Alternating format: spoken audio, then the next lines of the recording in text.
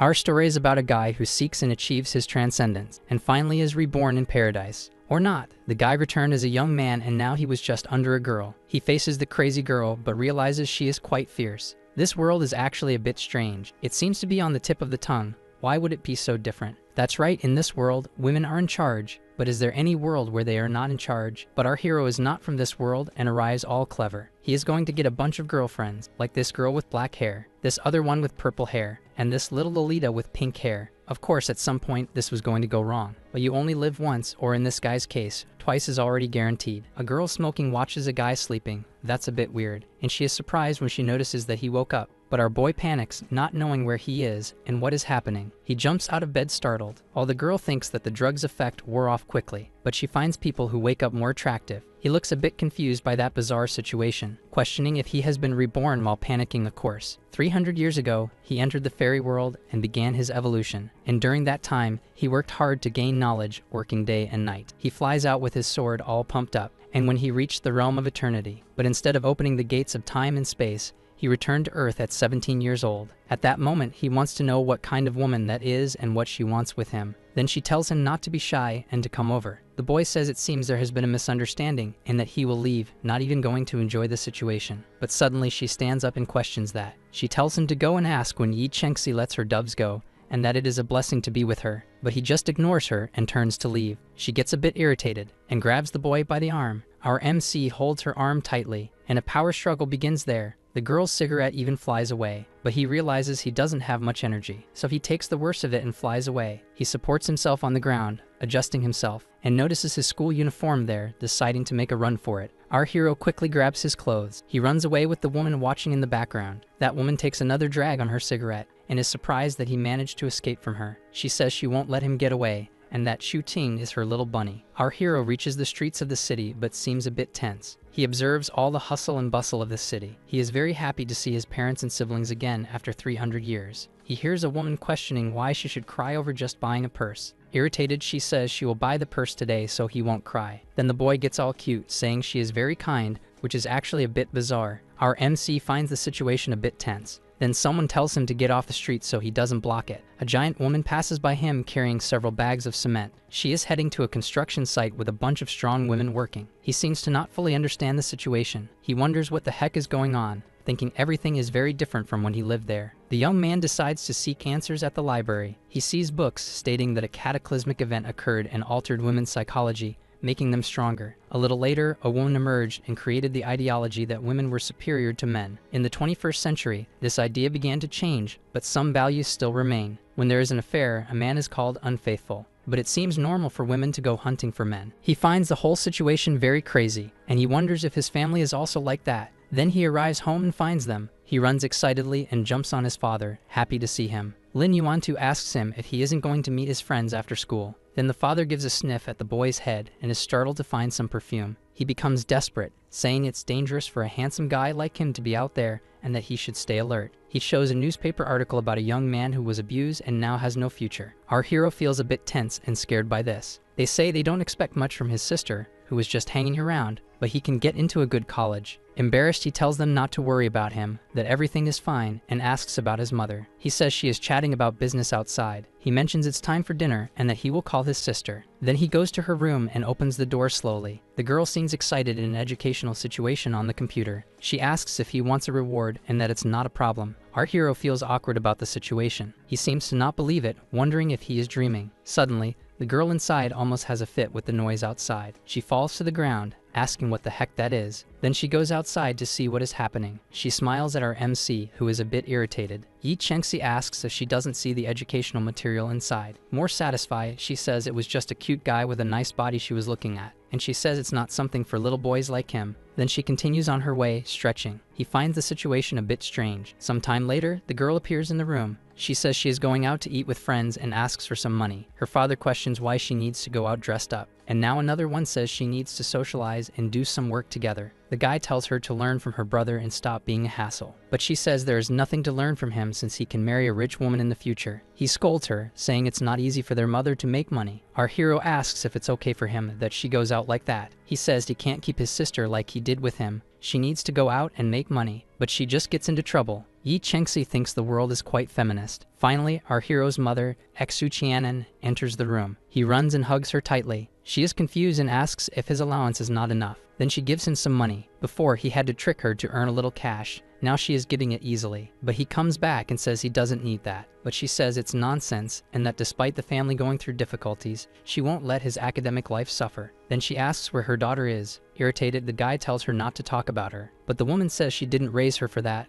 and that one day she will understand the importance of responsibility. Our hero watches the two of them chatting. He finds everything very strange, even knowing it's a different world. The woman says that one day she will receive this while her husband asks if she is hungry. Our MC feels tense thinking about whether his future will be like this, but he feels nauseous just imagining it. Unable to bear the scene, he goes to his room. Upon entering, he finds a very cozy room, wondering if this is his room. He thinks that in this world, women are more respected than men, and this has influenced everything. In this world, for a woman to have a handsome man, she needs to have a house and a car, while the man only needs to be good looking. Our young man knows he is attractive to most of them. He opens a drawer in his desk. He finds a bunch of notes he received at school. He feels tense with all that stuff spilling out of the drawer. Irritated, he thinks he needs to develop himself and leave this world soon. He knows that the aura here is very rich and pure, and that he can regain all his powers with training. He begins to meditate and intends to open the halls of time and space in his original world. But what he really wants is to get out of this strange world as quickly as possible. He spends a long time meditating there, and he realizes he has managed to sharpen his senses. He concentrates to try to test that power. He can perceive his parents sleeping, and that his troublesome sister is not at home. Slapping his hand on his face, he remembers that the world is upside down and that this is not a surprise. Suddenly, his sister is calling him. Irritated, he asks what is going on, but she screams for him to listen to her first, and it seems she is really in trouble this time. She tells him not to talk to their parents or call the police while she is being restrained by gangsters. Startled, he questions what happened. Then she gives the address and asks him to grab the bag from under the bed to take to her, and the gang leader tells him to do it if he doesn't want to see the girl hurt. Our MC is left speechless on the phone and hangs up. Then he does what he was told and goes to the window. He jumps out with his backpack, thinking he won't let anyone mess with his family. He leaps across the rooftops like a superhero. Finally, he arrives at the agreed bar. He enters the place to find his sister in despair. He throws the bag onto the table while the gangster watches. He says everything is there to let his sister go, but the woman says he is more handsome than in the photos. She wants to know his age, but the young man says it doesn't matter. She gets a little irritated by this, but she decides to focus on that bag. Opening it, she finds way too much money inside. The girl is shocked, wondering how that money is there. Our hero can't believe her surprise, but she says she didn't know there was money there and that she was just ordered to keep the bag. But the woman tells her to shut up and doesn't think it was her, saying it was someone else. She ordered them to let them go before she changes her mind. The girl thanks her little brother very much, but the woman interrupts, saying she didn't say her brother could go. Xu Qiao thinks she knew it wouldn't be easy. She said her brother is handsome and young, and that he will stay. Taking the lead, the girl says they won't touch her brother. She tells them not to involve her brother in this business. The gangster laughs and says if he goes, she will have to stay. She says she is free to go or will have to work hard, and not to blame her later. Taking the lead, the girl says she will stay. She tells him to go home first because this is not a safe place for a man. But the young man questions if she thinks he has no morals. Then he takes the lead, asking if she is sure she wants him there. The two stare at each other for a few seconds. With a crazy look, she says she will throw him on the bed and torture him in every possible way. But she takes a punch without even seeing where it came from. Then she steps back from the young man, and he finds it interesting that the women in this world are strong. She orders her henchman to grab him, and smiling, our hero tells him to try. He jumps from there to a very high point. People start running and screaming as he turns into a kind of bizarre hurricane. Wiping his hands, he says it's over for him to leave. They turn to leave, and the woman says that if they don't stop, she will shoot. The girl begs Zhou to forgive her brother. Very irritated, she says she will take care of both of them right there, and our hero steps forward again, questioning if that's what she wants. When another elegant person appears, saying that this is interesting. She wants to know why she wasn't invited to that. The woman is quite excited to see our hero, but he doesn't seem to enjoy running into her again. He asks why she is there, and she tells him that this place belongs to her. She dismisses the gangster, saying she will handle them, but the woman gets angry, asking if she is going to break the rules. Changing her tone, she questions about breaking the rules. She orders her security to grab her and dismember her before throwing her out into the streets. The gangster falls to the ground, desperate and trembling. She begs for forgiveness from the woman. Then she corrects herself, saying to only cut one of each. Laughing, she says that this is a little gift for him and asks if he likes it. And our hero wants to know why she is being kind. She says he is the only man who dared to speak to her this way and that he is different. So it is decided that he will be her boyfriend number 36. Our hero does not want to be boyfriend number 36 and says he is not interested in her. She says that a small man like him could be a man for the job, but he scoffs, questioning if she is comparing their strength, and his sister panics, asking if he is crazy to make that comparison. Still smiling, she questions if he is not being arrogant. Then they suggest playing a game, and if he wins, she will not bother him anymore. She questions if he forgets that he is a man, and if he really wants to challenge her. Chu-King mocks, asking if she is scared. She laughs, saying she is senshi, and that there is nothing she cannot do, and her condition is that if she wins, he will be her boyfriend. Then our hero agrees. The two sit at a table on a stage. Several women watch and are incredulous at this challenge. Chu-King thinks that in this world, they see men as insignificant and are truly strong. She says they told her to understand the vast difference between a man and a woman. Prepared, someone commands them to start. She seems to exert no effort at all. She realizes that the women in this world are truly extraordinary and very strong. But he is not just any guy, and this surprises the woman. Then in the next moment, he wins the arm wrestling match. She seems unable to believe what she is seeing. Standing up, he says he won and tells her not to forget the bet. The people around then believe what they are seeing as he takes his sister to leave. Yi Chengxi intimidates the others from where she is. One of the security guards approaches and says he will hunt him down. The woman slaps the other, telling her to shut up because she hasn't lost him yet. She stands up and makes a proposal, saying that outside of him, her husband, no one else will disturb him. But he gets irritated and questions who said he needs to stick to a woman. A girl at the bar asks if he is thinking straight. She tells him that women have always been the pillar of society and have owned men, and that even a child knows this. A girl questions if he thinks he is special, and if he has ever seen a male hero in literature. He goes to the woman and questions what her point is, and that all he sees is men working hard to become better. Resting on the legs of a beautiful woman and working to be rewarded is what men do. As they leave, the owner of the place watches. One of the security guards approaches her, and even more excited, she says he is her type and she won't let him go. But the guard reminds her that they need to leave now. She says she only went out for 2 days, and why should she have to go back now,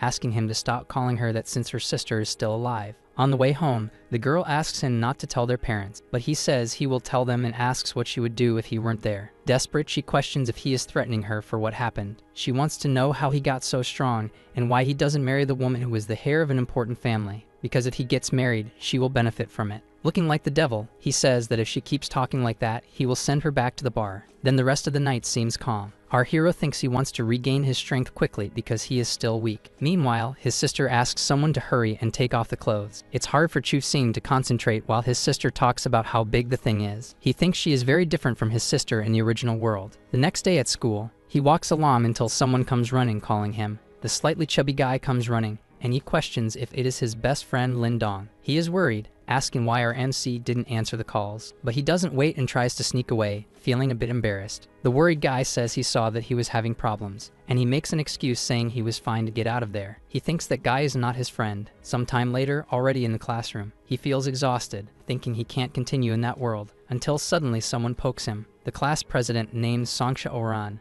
asks if he is okay. Making an excuse, he says he hasn't eaten anything yet and is starving. Then she says they can eat together and that he has to do his best because exams are coming. Someone questions if she wants to have problems and how dare she talk to him like that. Another much larger woman appears. She hugs our hero, asking if he saw her love letter. But that woman is hit by something and flies away. In the middle of the classroom stands our angry hero. Irritated, she questions who he thinks he is since he is just a man, and she lunges at him to throw a punch. But someone suddenly tells her to stop, and she questions what Yimao is doing there. He tells her to get lost before he gets tired of her. She says she will only leave because Yi Chengxi is her sister. The boy says it's something they need to talk about and asks if he has a minute. Sometime later, they are on a balcony at school. He apologizes for what happened the day before regarding his sister. The day before, he was with a guy, and his sister was going to take him home. Along the way, she offered a bottle, and said that she had nothing else, but if he was thirsty, he could drink that. Our hero drank, and the rest of the story we already know. Feeling awkward, he says that if he had known she was planning that, he wouldn't have asked her for a ride. He tells her not to blame herself and that they should go inside. Sometime later, he leaves the school, and he notices a car stopping beside him. It's Yi Chengxi again. She tells him to get in the car. Not believing she is stalking him, he questions why she would do that. She tells him he should think about his family's interests. The young woman tells the handsome guy that this is how she likes it. He says the other one made a serious mistake by getting involved with his family, and if he wasn't referring to a threat. The smiling woman questions. While leaning against a floating stone, Chu-Sing responds that she shouldn't have mentioned that before. That strange object splits into several pieces. Startled, the girl didn't expect that. Approaching her, the MC explains that she must understand the consequences of her boldness. The young woman says she can help his mother and sister and that she knows the company is having problems. Mockingly, our boy asks if she feels sorry for him. "I'll come after you, so I suggest we start as friends and I can take care of your parents' business problems," says Yi Chengxi. Relaxing, the boy says they can start as friends. Since the girl has shown her intention, he hopes she won't bother him again. Then he asks her to speed up the car, and the girl looks thoughtful. For a while, they don't speak to each other, but she will ask about something. Yi Chengxi asks if the other practices ancient martial arts. The boy answers negatively to the question. Still, the young woman knows he lied about his strength because it is a secret. He becomes thoughtful upon hearing that. Suddenly, a truck approaches at high speed. Even shouting to be careful, the two vehicles collide. The force is so great that the car flies, coming to a stop sideways on the road. Hurt, the girl asks if her companion is okay. While observing her surrounded by a strange power, she realizes the situation is bad. She notices that Chup Sing is also injured. The boy grabs her by the waist. Then he delivers a powerful blow, causing the door to be smashed. "We have to get out of here," he says urgently. Seeing that he has an iron on his back, the young woman says they need to go to a hospital. However, our boy disagrees and asks her if this is over. A group of troublemakers approaches looking for trouble. Irritated, Yi Chengxi asks if they dare to hurt her man. Well, the group is quite determined to attack. The young woman attacks one by one. One of the people thinks it's a great idea to face the boy alone. "I was underestimated again," thinks Chu Ting. Then he landed a punch on his opponent. She fell to the ground defeated. The girl is still having a lot of trouble with the group. Our hero picks up the fallen weapon, charging at the troublemakers. One of his strikes hits them. The enemies begin to panic with that fight. Yi Chengxi prepares a strike, and with the palm of her hand she hits two people. Finally, that fight is concluded. "What she did was brilliant," says the girl. While tossing the weapon to her, Chu Ting asks her to take care of the rest. The young woman says, "Someone will take care of this. If I weren't here, it would have gone badly, and you shouldn't be a preparatory student." Now they can no longer eat together, and since it's late, the boy will leave. Suddenly, the phone rings. Stepping away to answer, the girl asks what happened, letting out a loud scream out of nowhere. Our hero wonders what that was about, but he knows he shouldn't get involved. When he turns to leave, the young woman grabs his arm and asks him not to go. Crying, she tells him that her mother was seriously injured and is at home right now. Mother and daughter were attacked at the same time, and the underworld of Jimin will change because of this. She tells him that if her mother dies, her aunt will kick her out of the family, and our hero tells her not to cry because he will go with her, saying that she must be strong and that he will help her as much as he can. The girl wonders why she is trusting his words. Then she throws herself into his arms and hugs him tightly. Some time later at the Yi family mansion, the duo arrives at the location. A woman says that she finally arrived. Then Yi asks how things are going there. That person says she doesn't have permission to enter, and that Mrs. Yi Mai said only she could enter there. The girl becomes furious while the MC asks who she is. She says she is his aunt who is always conspiring, but since they have no proof, they can't do anything. Then she enters and asks the boy to follow her. The security says the boy cannot enter. Angrily, she questions how she dares to disobey her order. And Chu Ting says he is the doctor who came to check on the lady, and he remembers that luckily he studied medicine in his old world. The security guards mockingly question if a man can be a doctor. Then out of nowhere, he talks about two problems that those two women have, and they are shocked. He says that's why they take a bunch of pills. The security finally allows him to pass. When a woman receives the girl, her aunt said that luckily she arrived in time. Otherwise, she wouldn't know what would happen. Filled with rage, she questions where her mother is, but the woman mocks her, questioning where her respect and sense of hierarchy are, and wants to know why she brought a stranger to the family home. He says he is a doctor and that they should let them in. Again, she ironically says she thought he was someone she had brought home these days. Then the aunt said that to enter, he must demonstrate some skills. She orders Ymir to check if the guy has skills or not,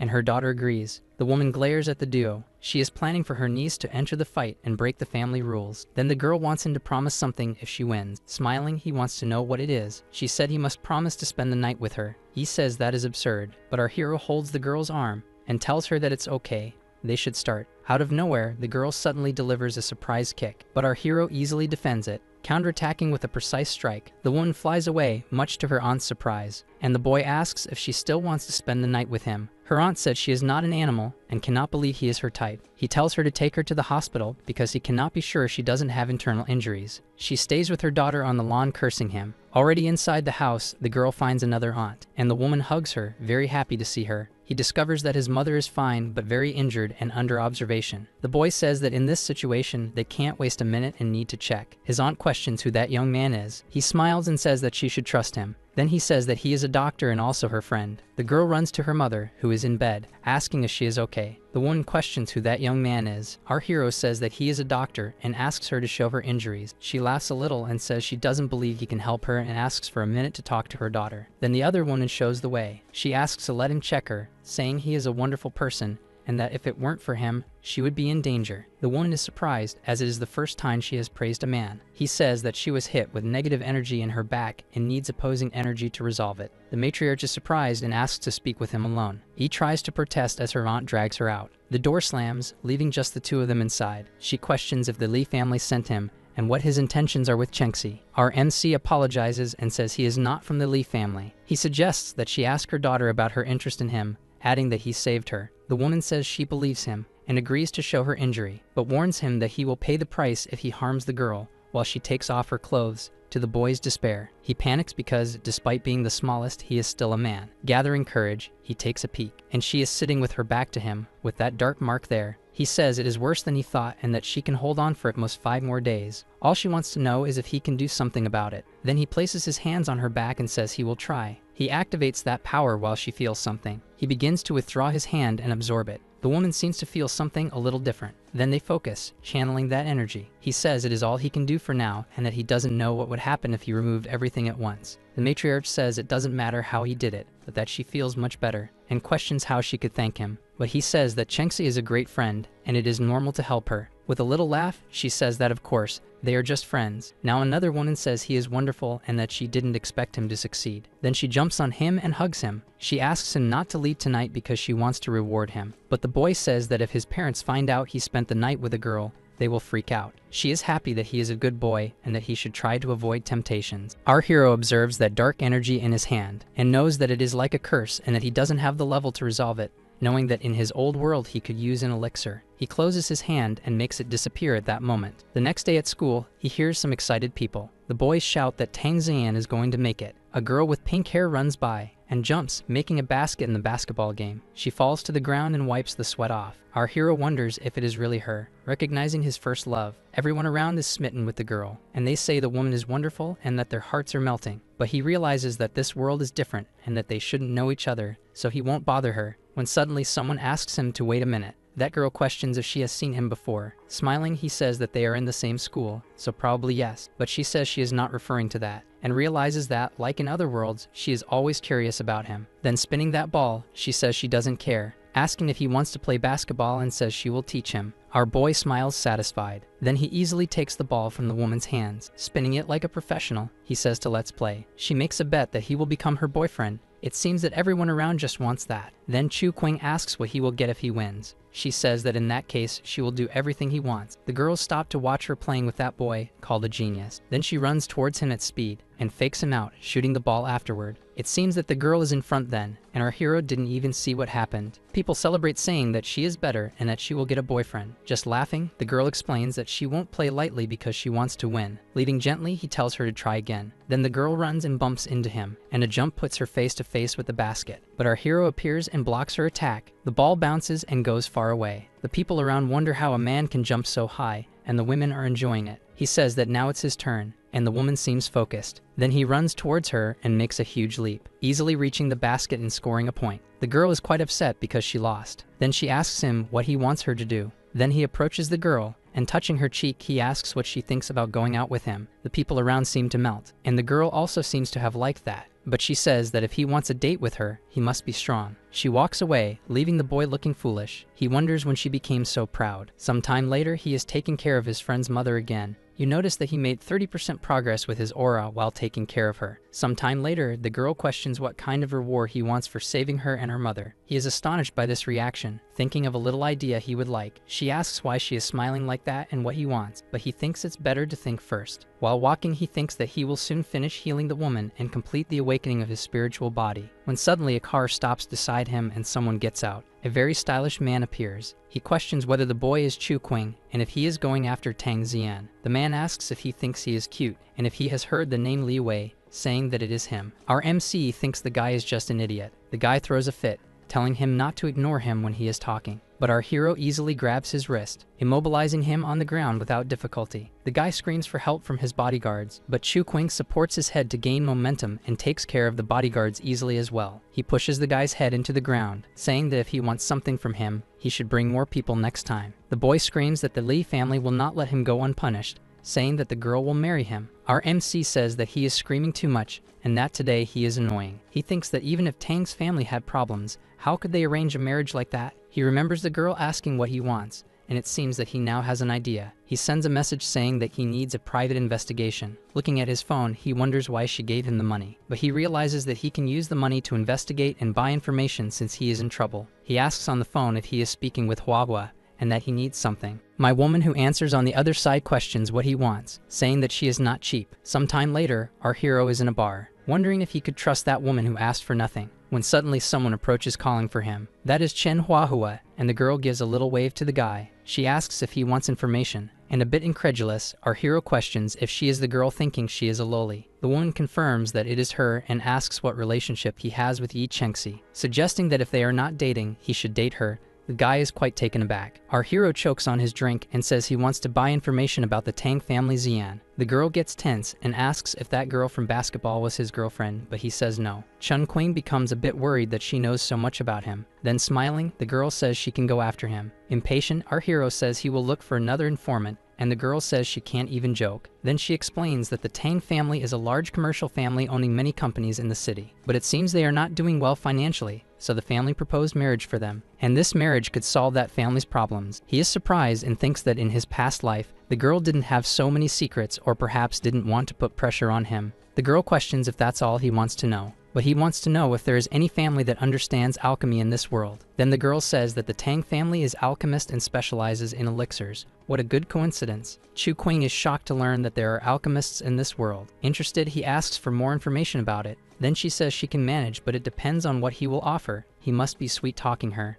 He feels embarrassed and asks her to stop with that, and the girl laughs and says it's fine. She says there are two types of alchemy, and one of them is the common one from the Tang family. The second is a mysterious spiritual power that she doesn't quite understand. Shocked, he realizes that there are people in this world just like him. She said it will cost 100,000, but since he is handsome, she gives a 20% discount. Our guy wants to know if she has information about confidential transactions and medicinal ingredients, and she said that if he has dinner with her, she will tell him. Sometimes it's worth being a handsome guy. Sometime later, they are looking for a place to eat. A cheerful boy appears asking what she will eat today. The girl wants 20 pork skewers and 4 beers ready to go, and our guy is a bit startled, wondering where all that is going, but he notices that right behind them is a group of women drinking and filling their bellies, and for a moment he had forgotten that this crazy world is the opposite of his. Time passes and the girl seems to be more than satisfied. Suddenly, she starts crying, saying that the boy she likes rejects her because he thinks she is poor, and she confesses that she has a small house and likes to play video games. With a sweet look, she asks if he likes her. Some time later, our guy is taking them upstairs, telling them not to drink too much if they can't handle it. He even reaches the girl's house, which looks a bit messy. The guy finds a bit tense that she can't take care of her house, so he lays her down there sleeping. But suddenly, the girl grabs him and jumps on him with a strange look. The young man is taken aback. She asks him to stay with her, and he agrees. Then she gives a little laugh and seems quite satisfied. But it seems her battery is running low, and she lies on top of him to sleep. After a while, our guy manages to get out of there and checks his phone, and sees that the Tang family is going through tough times. He sees a news article about the auction house that belongs to the family. He knows that you can't live without money anywhere, but he knows something that is worth a lot in this world. Some time later, our hero is meditating on the terrace. He thinks that in the world of immortals, there is the spiritual stone that helps with evolution. The stone can be obtained by cultivating eternity, absorbing the aura of heaven and earth, but in this world, they don't exist, so he will sell it. He knows he can make some money by making them. Some time later, he meets his friend's mother. She seems quite cheerful, feeling young again, and she realizes that her strength is back, saying she will get back at the harpy. She thanks Chu Qing and says that if there are any problems, just let her know. Our hero is pleased with this. He finished recovering the woman and managed to free her spiritual body. Now he just needs to improve that. But suddenly someone calls for him, asking him to wait. Yi Chengxi comes running and jumps on our hero, catching him off guard and giving him a big kiss. She thanks him for healing her mother and says it's a small gift. A security guard says they are calling her for a meeting. She runs off saying she can't right now, but will give the full gift later. Oh my. He feels awkward but thinks that was nice. Sometime later, he is meditating again, and with a bit of effort, he achieves something more. He thinks that when he entered the temporal corridor, He couldn't leave behind this sword. That weapon has been with him for 100 years and seems limitless. Using a lot of energy, he bids farewell to his weak body. Things are about to get crazy, and he is happy that his spiritual body has finally revived. His sister opens the door, asking what kind of mess this is,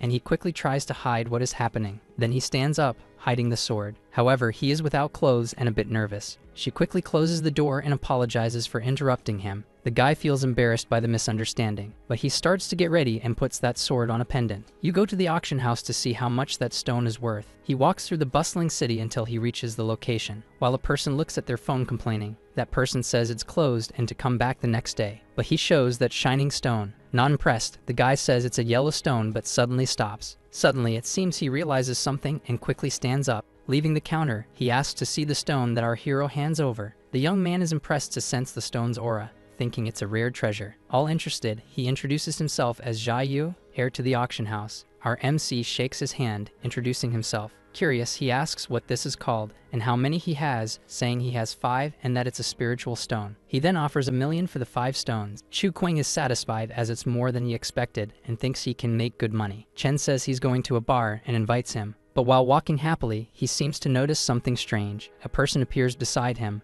and, armed, tries to hurt the young man. He activates his special sword. Then he easily protects himself from that attack using his weapon. There's even a ninja now in this mess, and he asks what power that is. But our hero moves faster than he can see. In the next moment, he pierces him with his weapon. He returns to that person who is defeated on the ground and questions who sent him. He says it was Lai Yue, but lied, saying he was weak and begs for his life. The young man looks at him without showing emotion and says that his employer will come to collect his body later, determined to deal with the family there afterward. But suddenly he feels something strange in his body. He feels his body heating up and can't control it properly. He drags himself along the walls as best as he can. He can't understand how he ended up there. Things are a bit out of control. Chen opens the door, excited to see him. He looks at her, unable to control himself. Then he grabs the girl and hugs her. The girl doesn't understand anything and asks what's wrong with him. Suddenly he kisses her. They stay there doing that for a while. He apologizes while thinking that he has killed other people in his previous world, but this has never happened. However, the girl hugs him tightly and says he doesn't need to apologize and not to hold back. Then the rest of the things happen that night.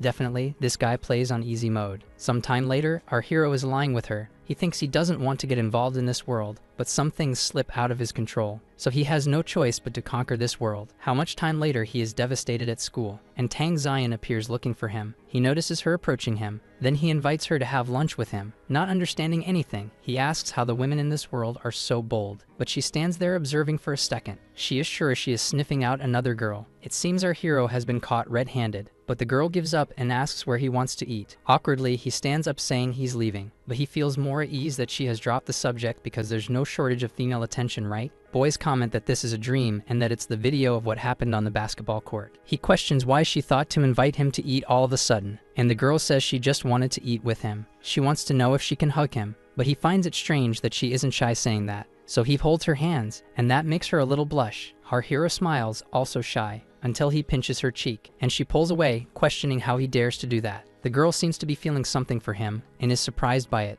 and that it was after the basketball court that she felt like he was the most important person to her. Turning red, she wonders why she has this strange thought. Sometime later, they arrive at a restaurant and order food. She is surprised that he knows what she likes to eat and thinks he might have investigated her. Our hero questions why she is blushing, and the girl feels shy again. While they are there, 2 girls approach, and he notices that they are armed, when suddenly they announce that the order for table 3 is ready, and Chu Qing stands up to get the food. At that moment, the 2 women look at each other and grab their weapons. One of them approaches Rang Ziyan to attack her. Suddenly, a plate of pasta flies through the air and hits the woman squarely on the head. She screams with her face burning, while the other one takes responsibility and attacks. In the next moment, our hero is protecting the girl but gets injured. She stands up desperately calling for him, but he uses his power and isolates the girl away. The girl falls like a sack of potatoes to the ground. Tang Ziyan tells him to run, saying that it's her they want. But our hero says she will be alone, and he won't do that at all while attacking the other woman. She counters while he easily dodges, retaliating with a powerful punch that sends her flying. From behind, the other woman is already attacking him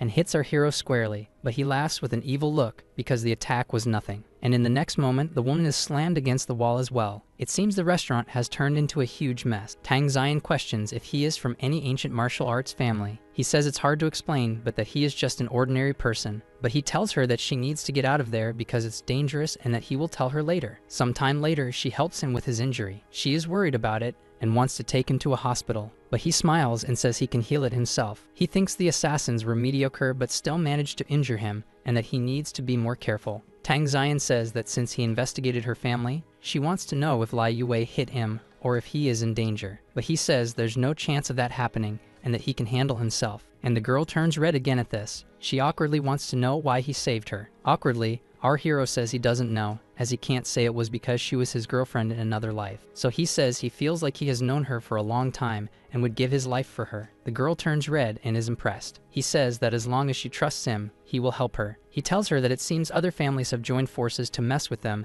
and stole a pharmaceutical formula from his family. After investigations, they discovered that the family there was behind it, and our hero thinks that this family is getting involved with several others. He questions if she believes he can solve her family's problems. Not understanding, she asks how he would do that. Our guy says it's simple as long as they can create another refining formula, but she says it's difficult and that they took more than 20 years to develop some. Then Chu Qing says not to worry and that they will talk about it later. He mentions that there will be an auction in 2 days and then they will discuss it better. Suddenly, it seems he feels something strange, and the girl worries, wanting to help. He thinks he marked Yi Chengxi with Riki, questioning how it could have been erased suddenly. He says he needs to do something urgent and that he won't be able to return to school. He then asks Huaguo to track Yi Chengxi's phone because something happened to her. The girl promptly starts doing that. Then she calls Zaiyu from her cell phone. The guy asks if there's something good for him, but actually he wanted to ask for help and a car. The young man questions where he is to pick him up. Then he apologizes to the people and says that the auction house will be closed today for urgent reasons. Some time later, he has already picked up our hero by car. The girl says that Yi Chengxi's location has changed. Then Chu Qing says they need to go to that location, and the excited guy tells him to hold on and speeds off through the city streets.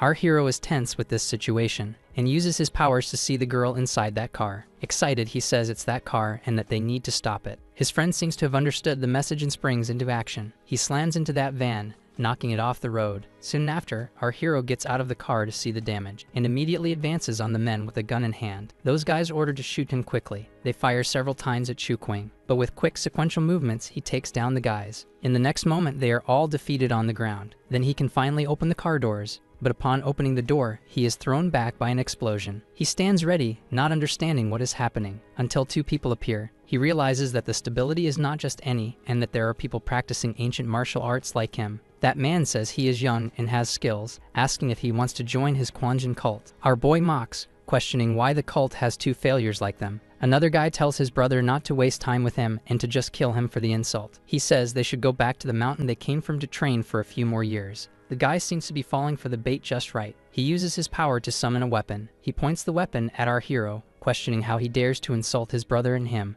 But our hero, alert, manages to block the attack. With the impact, the man flies far away. He realizes that his fire staff has been damaged, becoming even more irritated. Then Chu Qing asks what he thinks about destroying that weapon. In the next moment, his staff is broken on the ground. The guy becomes furious, telling him to go to hell while attacking with his flaming fist. But it seems our boy fared better in this charge. The man seems to realize only afterward that his arm is on the ground. He is in shock, talking about his hand. Another guy jumps into action, questioning how he dares to hurt his brother. Then he starts to manifest his power as well, using an attack that causes a huge explosion. But in the next moment, it seems someone lifted his brother off the ground, and our hero holds him by the neck without any mercy. His brother screams a loud no while he looks on with a wicked gaze, and he orders them not to come down from their mountains to kidnap a girl. The guy goes into a rage, saying he will die today, and he attacks again with a purple energy. In the next moment, someone appears behind him, hitting him squarely with an attack. Looking back, he questions how this is possible, and falling to the ground, he says that his master will avenge him today. In the midst of the destruction, the young man observes the open van. Inside, there is an unconscious girl. He touches her face and tries to wake her up. The girl awakens and shoots a piercing glance at the other. These men are very strong, and she cannot defeat them, says the young woman, urging him to flee. Chu Qing hugs her while explaining that she doesn't need to worry, as everything is fine. Finally, the girl sees the destruction, and now calmer, she returns the hug. Our hero asks who is behind all this. The Li family and the girl's family started a war, so while fighting among themselves, this family pursues the masters and forces them to retreat. Thoughtful, the MC is not surprised that this group is moving. These masters are powerful and come from an ancient martial arts family, as they have not varied their breathing. Chu Qing wonders if, on the other hand, with the current situation of the family, the young woman is not being overly optimistic. Irritated, the girl defends herself, saying it's not just that group, otherwise others would cause problems among themselves. The boy asks if it has to do with the Shijin auction, as some rare treasures will be auctioned there. It's possible that the Lee family received information about the auction and attacked other families so they wouldn't get information and prepare. Now happy, the young woman says that the other is her lucky star. She asks him to return with her to explain to the others in the family about the news and that her mother wants to thank him. The boy places his hand on her head, claiming that he will keep her company. Later that night, they arrive at the residence. They are greeted by a group of women. The newcomers observe the three. One of them kindly asks Chukwing to sit down. However, another disagrees, asking her to wait. Sister, the first one shouts, judging her behavior. It is inappropriate for strangers to participate in the family's secret meetings, the girl declares. Not to mention that he is a man, she adds. Our hero reacts passively to that impediment. He says that the women can rest assured as he is not there to participate. He reinforces that he did not come to stay for the meeting. The young man was careless, and now it will be impossible to marry Chengxi. As he extends a stone towards them, he says he came to talk about cooperation. As soon as he asks the group to look, one of the women already grabs the stone. Initially evaluating it, she says it is not just any object. They hear that it is a spiritual stone. When the first woman holds the object, the boy asks her to feel the internal strength through her body. An intense glow fills her, causing an even more intense power to radiate from her body. The people in the room are shocked and confused. She becomes very interested and wants to buy all the stones the boy has, but he does not yield and says that these stones cannot be sold like that. The other woman becomes quite irritated by this. He says they will be auctioned in 2 days and that they will still give her a discount for being Yi Chengxi's mother. But the reason he is there is to offer other things like amulets and elixirs. They are surprised because these are things that can increase effectiveness in combat. Chukwing says it grants a 30% increase. His friend's mother wants to know how much it costs and how long it takes to be ready. He says he will give the price of the elixir when the batch is out, but the protection amulet for the family is something she should set the price for. The woman is left with a nagging feeling. He says it's because she is his friend. The girl is happy about that. Later, the duo is in the garden. She confesses that at first, she just wanted to take advantage of him a little,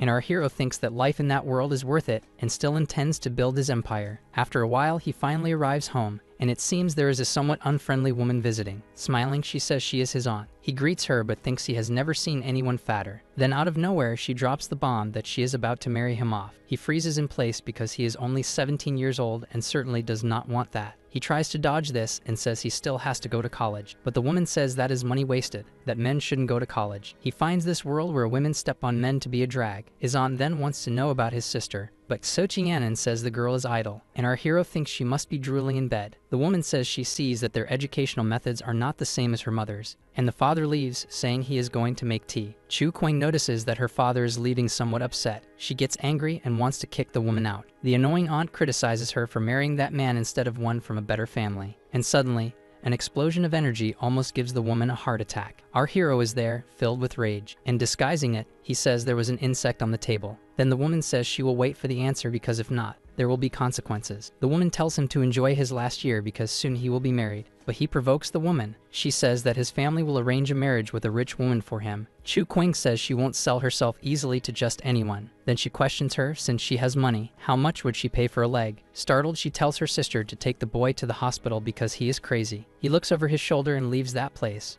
Arriving in his room, he can barely contain his anger, and he calls his friend Chengxi because he needs to tell her something. After a while, his aunt is there, acting crazy and enjoying the night, and she is being stealthily watched by someone. 3 unfriendly women question if it's just one leg to cut, but Yi Chengxi asks them to wait a little. It seems the barbecue will be good because she wants another piece. After a while, our hero is there making his money, and despite working, he is worried about all the problems that have been happening. Sitting on the bed, he pulls out a utility knife to help with the work. He continues manipulating all his power, while thinking that he is managing to make some cool things with the jade and the material he got from Jai Yu. Later they go to dinner, but it feels like a wake. His father says he needs to work hard and study, and this catches him a bit off guard. As a good son, he says not to worry, that he will always be there to help. But his father tells him not to overexert himself and that his health is more important. Then he remembers that he made something for them, and he places those gifts on the table. They look at them a bit confused, and it seems that the thing is truly magical, making them feel good just by touching it. His father wants to know where he got that from. Giving a slight disguise, he says he brought it from the past, so it must have some effect. After a while, our hero is at school,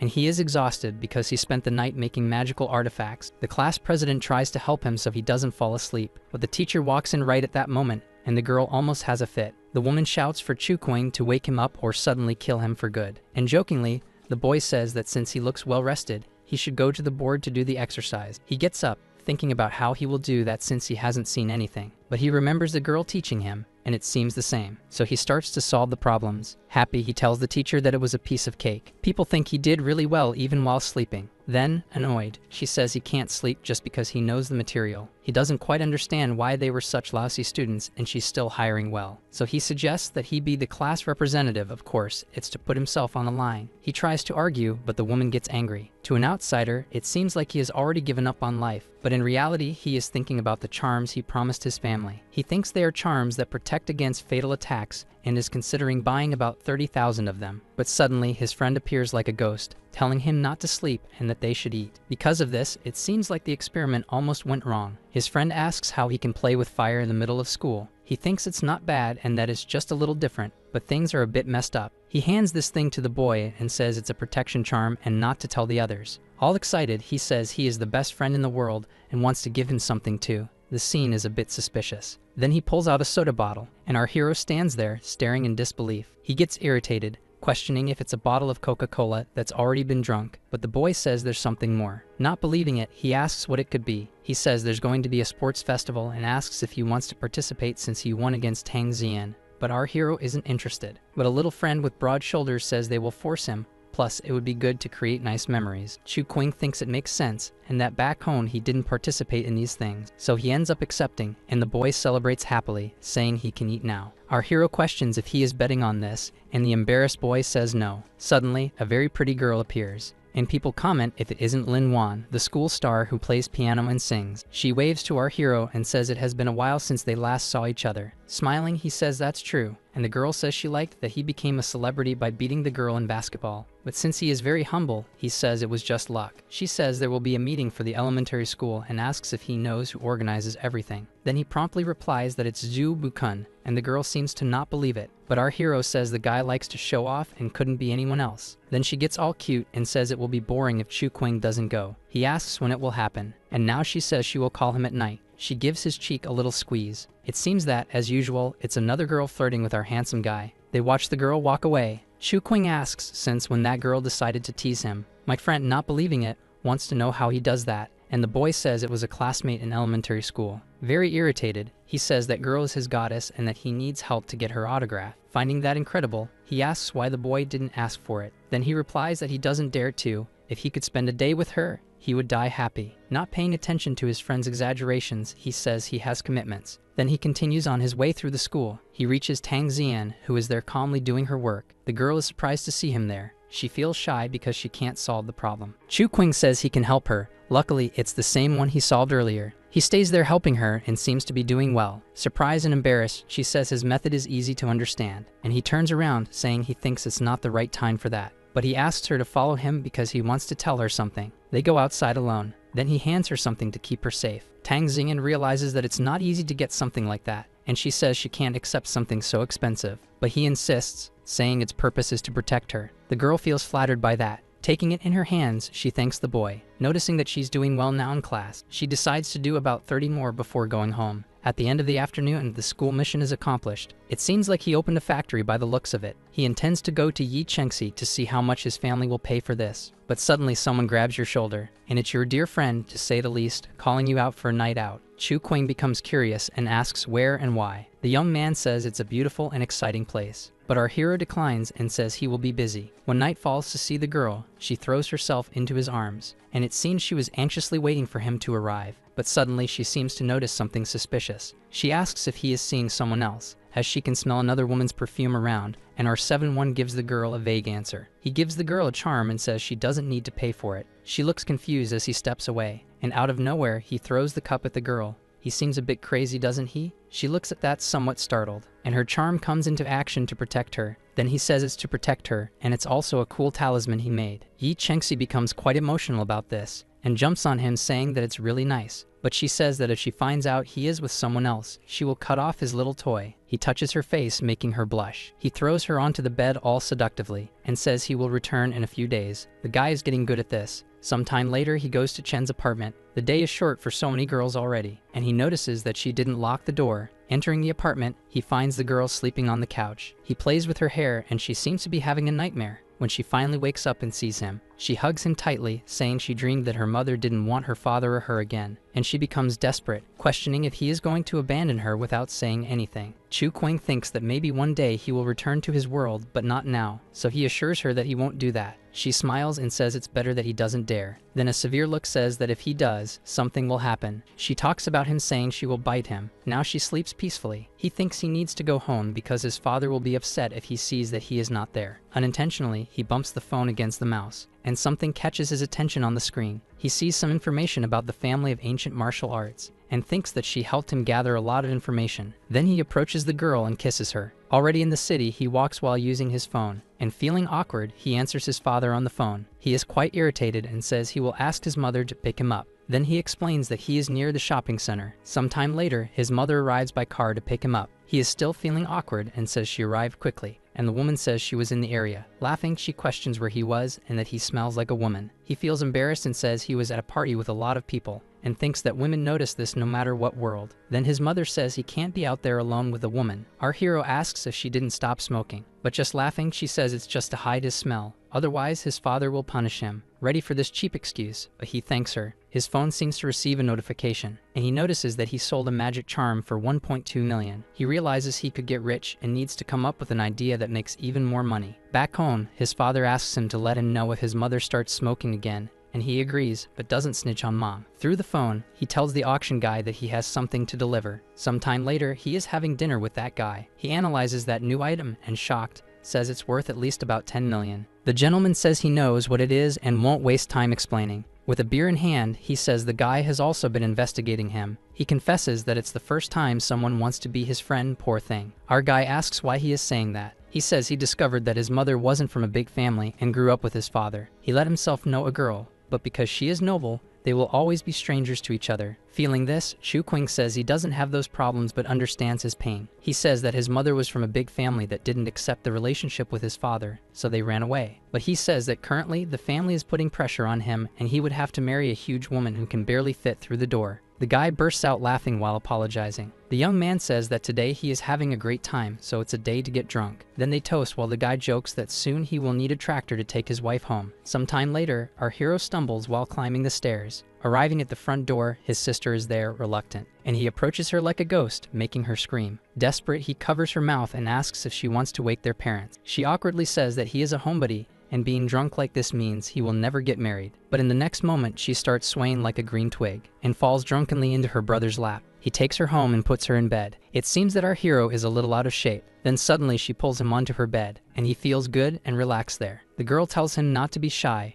referring to someone named Xiao Feng. It seems she is confusing her brother with that guy. He stands up, panicked, because she is his sister. He thinks he can't get drunk like this because of that. Sometime later, our hero is buying some new clothes and feeling like a stud. He asks them to wrap everything up and send it to his house while the girl melts. He has already bought cool clothes. Now he needs to buy a car to stop taking advantage of his friend. Suddenly someone asks if he is Chu Quing, and a guy asks if he doesn't recognize a classmate. Surprised, he asks if it's Zhou Bu. He questions if it's at the class reunion he is organizing. Our hero says yes, and that Lin Wan informed him 2 days ago. The guy seems bothered by this. He watches the young man leave, looking somewhat irritated. You remember him walking around school and people teasing him about not wanting to change his underwear, and the girls also tease him about his face, feeling a bit lonely in that place. Then he remembers that the boy spread lies about him back then, and that tonight he will have the chance to tease him again. At an agency, someone says that cars are on discount that day. The woman points to one and says that the car suits him very well. He fumbles, asking to see a more masculine one or perhaps a less feminine one. Then he finds what he was looking for, and the woman goes to bring the paperwork. They gossip because he is young and buying a fancy car. They think there must be a rich woman behind it. He feels uncomfortable that they think he earned the money without working. So that night he arrives in his fancy car and realizes that it's the place where he and Zhai Yu went to eat. He cautiously enters the place. It seems like the great festival is happening. He feels embarrassed and tries to calm down. He tries to talk to the girl next to him and says he doesn't see Lin Wan, who invited him. But the girl says there's no way to know about her problems, and it seems there was a bet about how they would be dressed. He tells her that he was buying the outfit when he ran into her, asking if his brain really works. Back there, the boys are gossiping, and the young man seems somewhat irritated by our Chu Quing's success. Now you say that he probably thought he was a poor guy and wouldn't be able to buy the clothes. Chu Quing says he heard that the boy will invite everyone to eat next week so they won't forget him. The young man, not wanting to be outdone, says that the cafeteria food will be on him, and everyone cheers for that. But that boy gets even angrier. She thinks he is clever for saying it will be in the cafeteria, but still, it won't be cheap. Our hero says he lost the bet, so he's out of luck.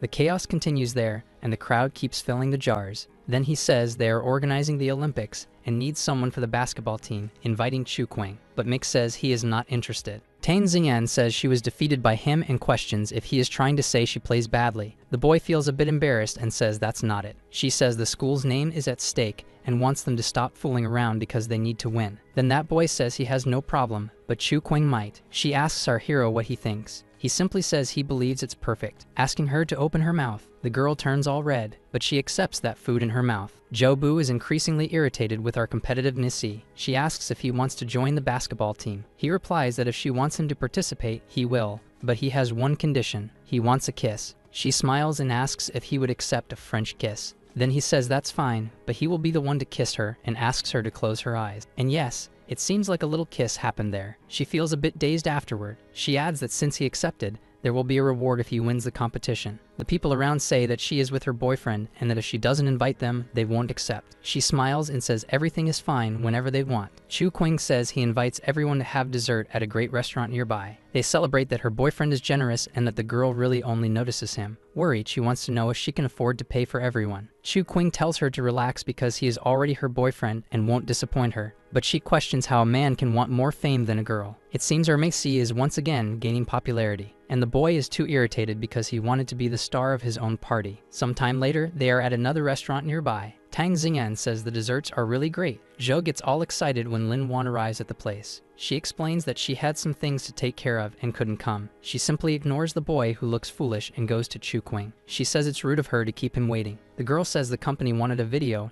and our hero happily asks if she has already signed the contract. Until someone says that the pianist didn't show up and they will ask Zhou Bu to play for them a bit. He says it will be awkward to play alone and asks Lin Wan to show them her dance. Satisfied, the girl says there's no problem with that, and she extends her hand to our Missy. She says today will be dedicated to her best friend. The people around are ecstatic that the boy has so many candidates.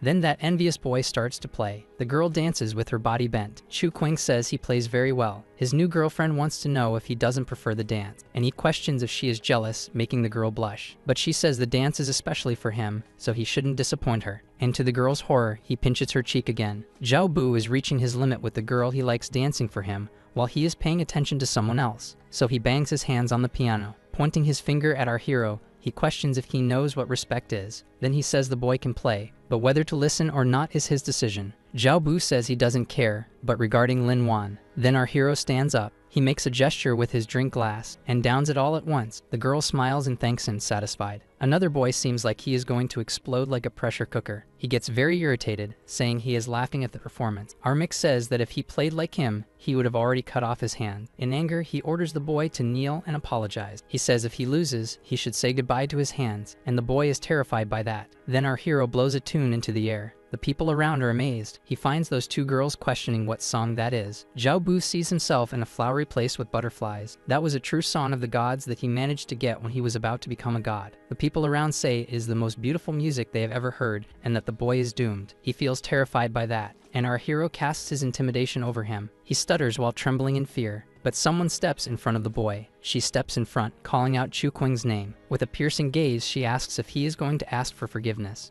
And the girl also feels fear. Tang Xian places her hand on her shoulder. She says there is no need to scare him. He will change, and if he does that, he will end up having problems. He realizes he has let himself be influenced by the anger of the heavenly music. Then he thinks for a while, and grabs that butter knife nearby. He approaches the boy with a psychopathic look while he desperately cries. Our hero strikes him several times with hair flying everywhere. When he finishes, the boy is devastated on the ground, and he realizes that his hair has been completely chopped off. At that moment, our hero throws the knife between his legs. He says he is no longer that defenseless little boy and hopes he remembers that. The boy trembles and questions whether he is being too harsh. Chu Qing questions whether he would have stopped when they were kids and that he wouldn't kneel before him, then telling him to leave, saying he doesn't want to see him anymore. The boy leaves there humiliated, and everyone around becomes tense, whispering. Using his charm, he says that the troublemaker has left and now they can have fun. It seems that in the next moment, no one even remembers that guy. His girlfriend says it is becoming increasingly difficult to understand him. He says it isn't difficult,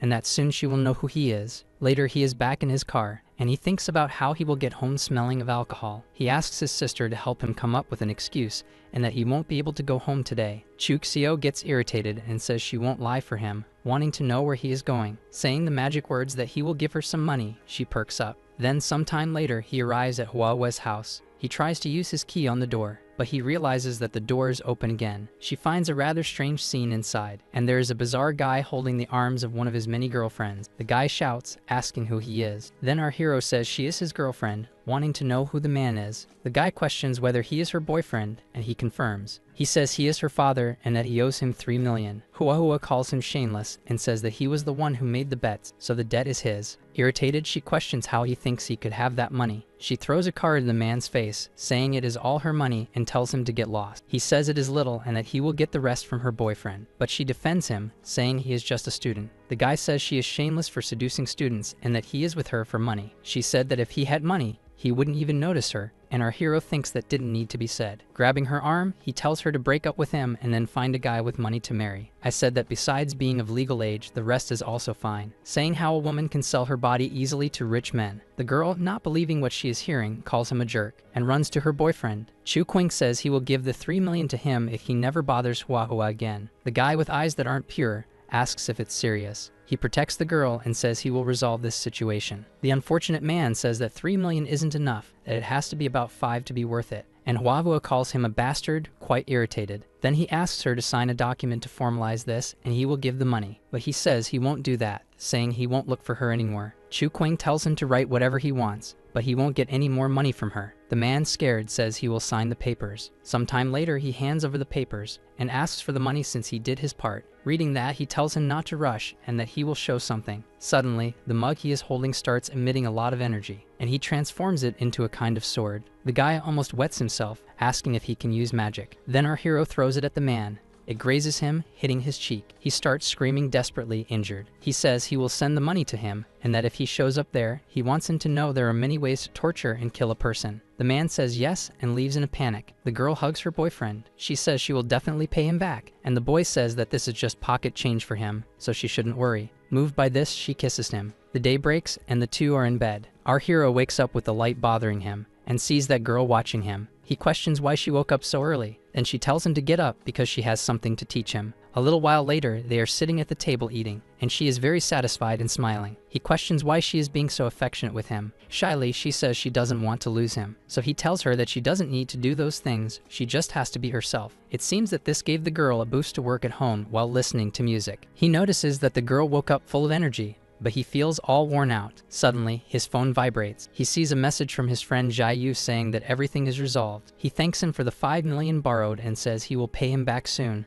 but the guy says there's no need to thank him. Meanwhile, Tang Xian tells him to go to the basketball club after class. As requested, he arrives at the location. He sees a group there working hard on the game. In fact, if they put some dummies from the post to play, they would do a better job. Now she is sitting there feeling quite unmotivated. When our hero arrives and questions whether they are playing or just getting beaten by the ball, she says she can't wait because she has the level of a girl and that the best in the school are like that. But she changes the subject and wants to know about the medicinal formula he mentioned earlier. Chu Qing says there's one to help mages increase their magic. She questions whether he trusts her, saying she won't trick him. The guy asks if she believes he just wants to help and doesn't care about money, and the girl says yes. She confesses that she is now truly in love, and he wants to know if she didn't like him before. Then she admits that before she was only interested in him, but now it's different. She grabs him by the tie and kisses him. Suddenly, a ball comes flying at high speed in their direction. He notices it approaching, and he puts his hand up to block the attack. In the middle of the court, Ju Bu looks at him very irritated, ready. Our hero jokes that she has a very irritated fan club. Then she shouts that the punishment will be 50 laps around the court. After some time, night falls, and our hero is in his room doing his homework, when suddenly he notices his mother approaching. She sits down with a somewhat stiff expression. She asks if there is any girl he likes and wants to know the truth. He says he likes a girl and asks why she is asking that. His mother explains that it is someone helping his company,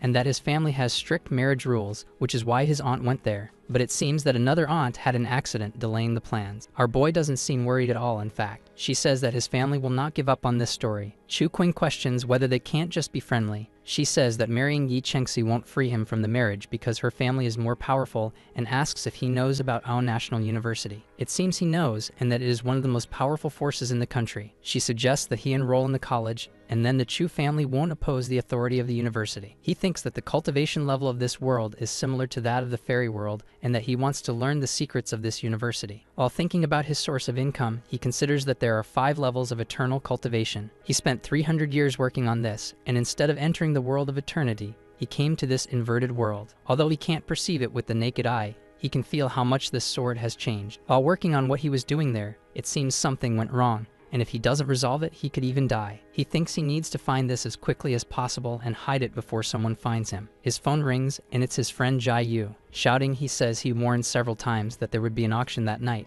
but he is still not there. It seems our hero has been daydreaming these days. He remembers being exhausted at school while receiving the notifications. Then he simply hangs up the phone and goes back to sleep. Apparently, he was sleeping at school and forgot everything, meaning everything is wrong. Then sometime later, the handsome guy is already at the location. He is interested in some material to make the sheath for his sword. Several elegant people are entering the venue, and his friend is there talking to one of them, who is very elegant. The boy gets a little embarrassed when he receives a light slap. Our hero realizes they are trying to push a famous woman onto him. Some people whisper about our hero being quick to participate in this auction, when someone intentionally bumps into him, and that couple insults our hero, calling him poor. He said that this place belongs to the Zhai family, so he wants to know why she is the owner of this location. The woman gets very angry and tells him not to think that just because he is a man, he can't get beaten up. But our hero holds the wrist of that abused woman. He says he didn't intend to talk to her, but she was the one who started it. Then he twists her arm with a bit of exaggerated force. The man who was with her becomes terrified and calls security. His friend arrives and says he is a great brother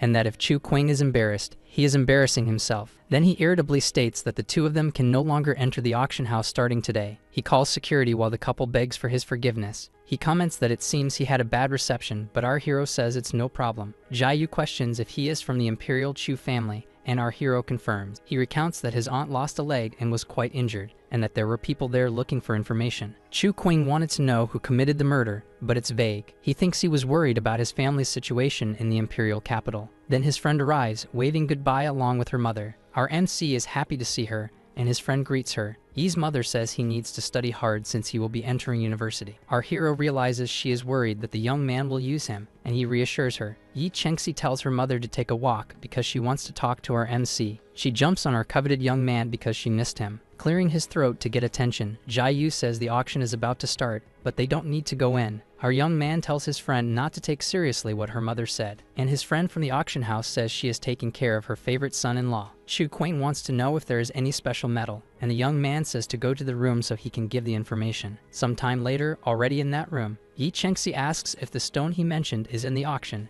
and our boy says yes, and that there are 5. Then he offers a drink to the girl. The girl teases him, asking if he will give her tea with milk while he drinks wine. He had forgotten that in this world, women like to fill their cups, but she gently says that if he doesn't like women who drink, she can stop. Then out of nowhere, she grabs his hand and presses it against her body, saying that since they are alone, they can drink as much as they want. The poor suffering hero realizes she has suspicious interests in him. The girl says she bought maid clothes in bunny ears, and the guy almost chokes. Then he turns slightly red thinking of her that way. The girl jumps on him like a ninja, and it seems that impossible move to escape is already set up. He thinks she really is very hot and is in his hands, but that doesn't matter. Then unable to contain himself, he grabs the girl. What suffering this young man goes through. At that moment, of course, his friend arrives and catches the two in a somewhat compromising position. He apologizes for interrupting, knocking on the door and saying to continue. Excited, the girl tells them to keep going, but the young man holds her and says the auction is about to start, so he will leave it for next time. Then she provocatively asks if he is embarrassed, but the truth is that his friend interrupted the fun. Behind the door, the clever boy hears everything. Then he awkwardly enters, apologizing for interrupting the activity,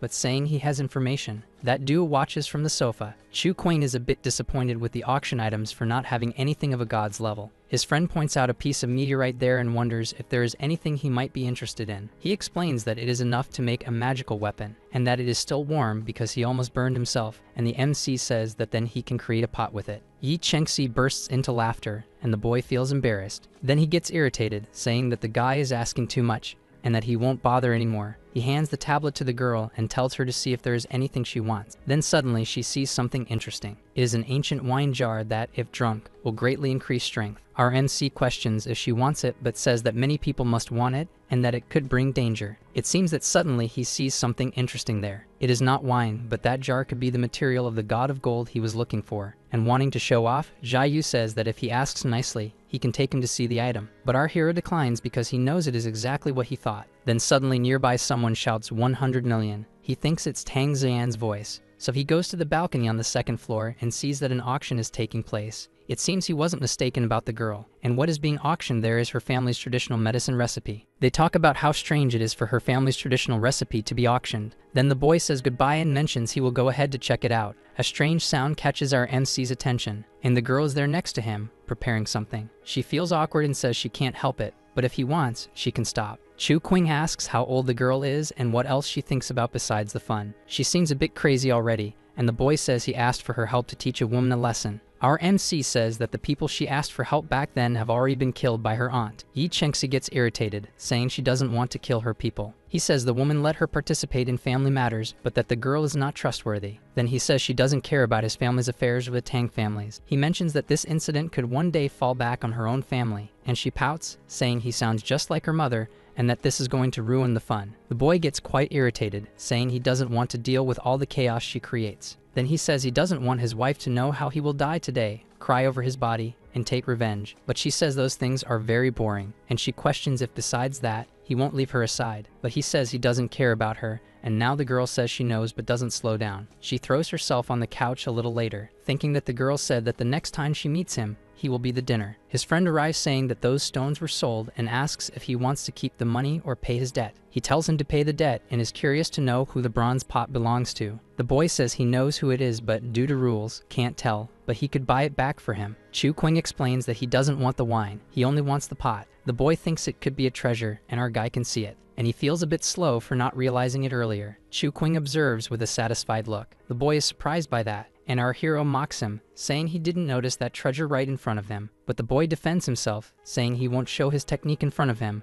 Then our hero says he will go home since there's nothing left, but his friend wants to take him to a cool place. Chu Qing says he's in trouble. He has schoolwork, will wake up early, and sneaked out of the house. Jiayu says he forgot he was a student and tells him to go home and be a good boy. Sometime later, our boy drives home. He thinks he's going home quite late, but at least he managed to go to the auction. He knows that if he gets that bronze piece, his power problem will be solved, and now he needs to form his own group. Because in this world, he is not a lone wolf, but rather a boy from a family, besides having good friends as well, and of course, besides that bunch of girls he loves. So for all this, he will fight with his life. It seems he is driving quite fast down the road until he reaches a detour. He thinks it's strange not to see any cars around and remembers having seen some buildings, but suddenly something scares him. A huge lightning bolt strikes ahead, and he feels a very strong killing aura. So he drives the car into the woods, and although it seems like he is answering nature's call, he is just spying. Up ahead, he sees a group of somewhat suspicious people. There is a very old woman leading some younger ones, and on the other side, one who looks like she stepped out of an RPG game. He gets tense because he feels that the fierce killing aura is coming from there. The old woman says she bought the item,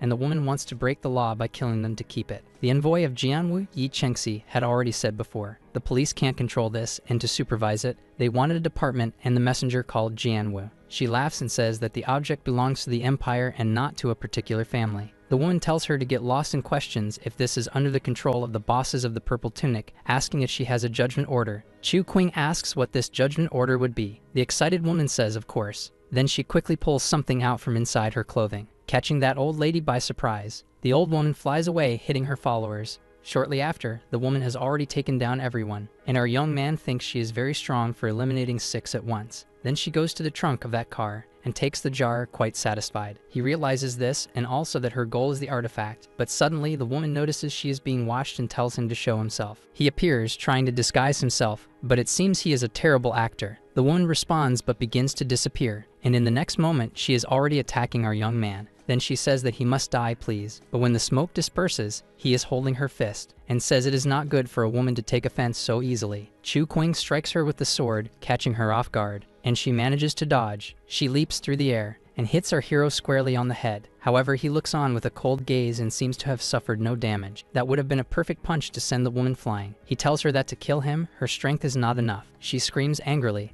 asking if he wants to die. Then she makes a move, tearing off her cloak, and in that moment, she has a firearm in her hand. Our young man realizes it is a very powerful weapon. The girl tells the handsome guy to prepare to die. They fire a bullet at him. In an instant, it is already cracking his defense wall, and he is quite surprised by the strength of the attack. The projectile hits squarely, to the girl's satisfaction, and a huge explosion occurs. Thinking she has already defeated him, she goes to the car to get the artifact. But in the next moment, she is pierced by our MC's sword. She looks back in disbelief. She says there is no way he could have survived, and without any mercy, he withdraws his weapon, leaving the woman on the ground. He seems to be out of strength as well since the attack was very powerful. He begins to meditate there to close the serious wounds, but it seems something is going wrong, and he feels a lot of pain. He realizes that the wound is very serious and could kill him at any moment. He analyzes the weapon and sees that it is common, nothing special. But that bullet seems to be the problem. He realizes it was specially created to deal with martial arts warriors. Sometime later, Chen Huagua notices something while sucking on her lollipop. Through the door, our hero collapses like a tree. She screams his name while he does not move on the ground. Desperate, she questions if she needs to take him to the hospital. But he says he is not going to die and asks her to clean it with a knife. She questions why he is so seriously injured. Desperate, trembling, she says she cannot do it. But in the next moment, she thinks that Yi Chengse can do it. Time passes and the two girls are there. She looks determined at our MC and asks her to give her the knife. Without thinking twice, she plunges the knife into the boy. The boy awakens with the pain of that. Shen Huahua is horrified at the butchery happening in her room. Some time later, the evidence of the crime is there, and our hero seems a bit calmer. She worries about him, and Yi Chengse says he is not going to die now. Chu Qing realizes that now the two girls are there, and things are going to get crazy. The girl asks Huagua to get a glass of water for him. She observes our hero for a few seconds. She wants to know if they have anything with the girl, and it seems that things have gone really bad now. He says she can have several men and questions if he does not have permission to have other women. Yi Chengse wants to know if he does not mind if she goes out with other men. Then the young man says she is free, and the decision is hers, but she seems to not like that very much. He explains that society is unfair, and if she does not accept, they can end it now. The woman seems ready to crush him. Yi Chengse wants to know why he sought the girl and not her when he got hurt. He realizes that the girl dodged the question with another and responds that people have many eyes and things that strangers should not know. Yi Chengse asks what happened that night.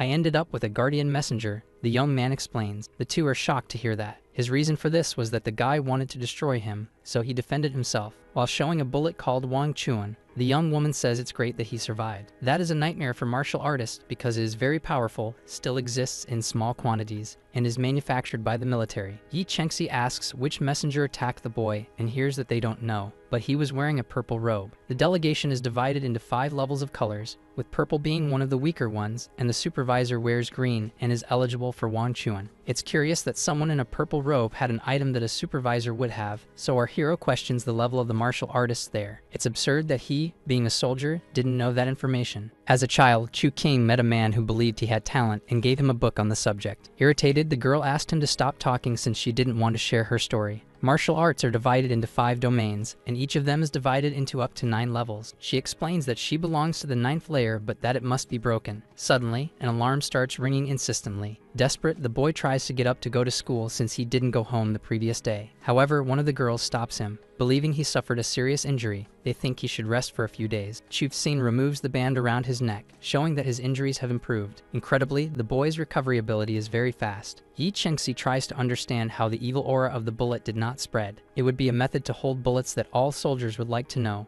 Our hero will teach, but not today as he needs to go to school or he will be late. At the door, the young woman asks the other to wait for her. Huahua looks confused, glancing from side to side, and begs the girl to say her name. The other barely looks at her. She continues on her way, slamming the door as she leaves. It seems she is angry with me, thinks the young woman. Meanwhile, in a school class, Chu Xin is deeply asleep. A girl urgently whispers his name, trying to wake him up. The teacher suddenly appears, scolding him for sleeping. She also asks both of them to leave the room and to call their parents to come to school today. Upon hearing if she could call them, Tan Fi gets irritated and throws it in his face that it's his fault. Song Charan feels bad and explains that she is wrong. The MC thinks about following the same line. I promise I won't disturb others when I sleep next time, says the young man, thinking he is nailing it. Apparently, only his friends agree with his reasoning. The teacher tells him to sleep as much as he wants but insists that the girl call her parents. She wants the parents to know how their daughter is wasting her studies for the wrong reasons. The boy interjects, saying that the woman is mistaken and that she should refer to him as well. If they don't pass the test and don't score 10 points, both will have to call their parents and admit their relationship in front of everyone. Everyone should know the danger of love, which is punishment and poison for the future of young people. It seems our hero has just realized that his friend likes him. In another part of the school, a young woman is fiddling with her book. Another girl approaches and brings bad news circulating around. She is shocked to hear everything. Later in the school corridors,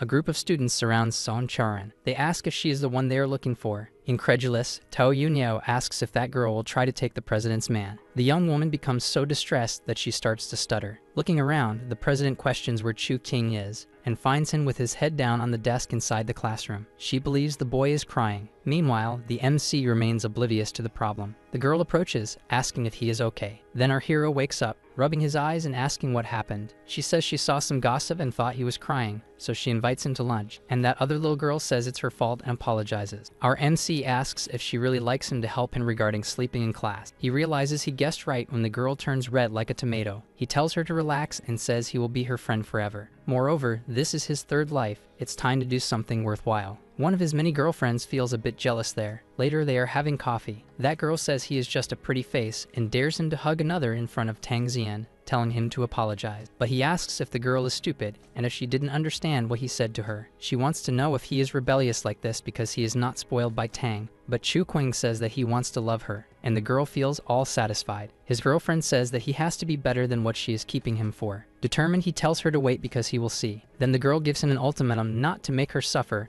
and to resolve the problem with the other girls quickly. She slams her hand on the table, saying that she is serious, but he grabs her by the shirt and pulls her clothes, saying that she is a woman too and asking if he should stay away from her. The girl turns all red from this. Tang says that it's enough and that Yunio can go now. She stands up, full of anger but still red. The girl questions if he is angry with her for not being spoiled, but he says he is different from the other boys. He says he likes her a lot and that she can trust him. We know this is just talk. The poor girl gets all excited about this. Tang says that the recipe he gave was tested by the family and is not something that helps in martial arts. It is indeed a poison. Our hero doesn't understand because he was sure it was to improve magic practitioners. But she says that they are very rare poisons and that they still want to stay with him to set a price. He realizes that the recipe that improved cultivation in the other world has turned into a poison here, and he needs to be more careful. Tang says that a low price would be humiliating, and he wants to know how much he should charge. The girl bluntly says 200 million. He is shocked because if he sells all the recipes he knows, he could get rich. Excited, he says he wants to buy some herbs from the Tang family. She questions if he wants to make medicines, but he says he can't do that. He explains that there are no men who make medicines, but since it's him, he might end up managing. Our MC realizes that this world is full of hatred towards men. She wipes his mouth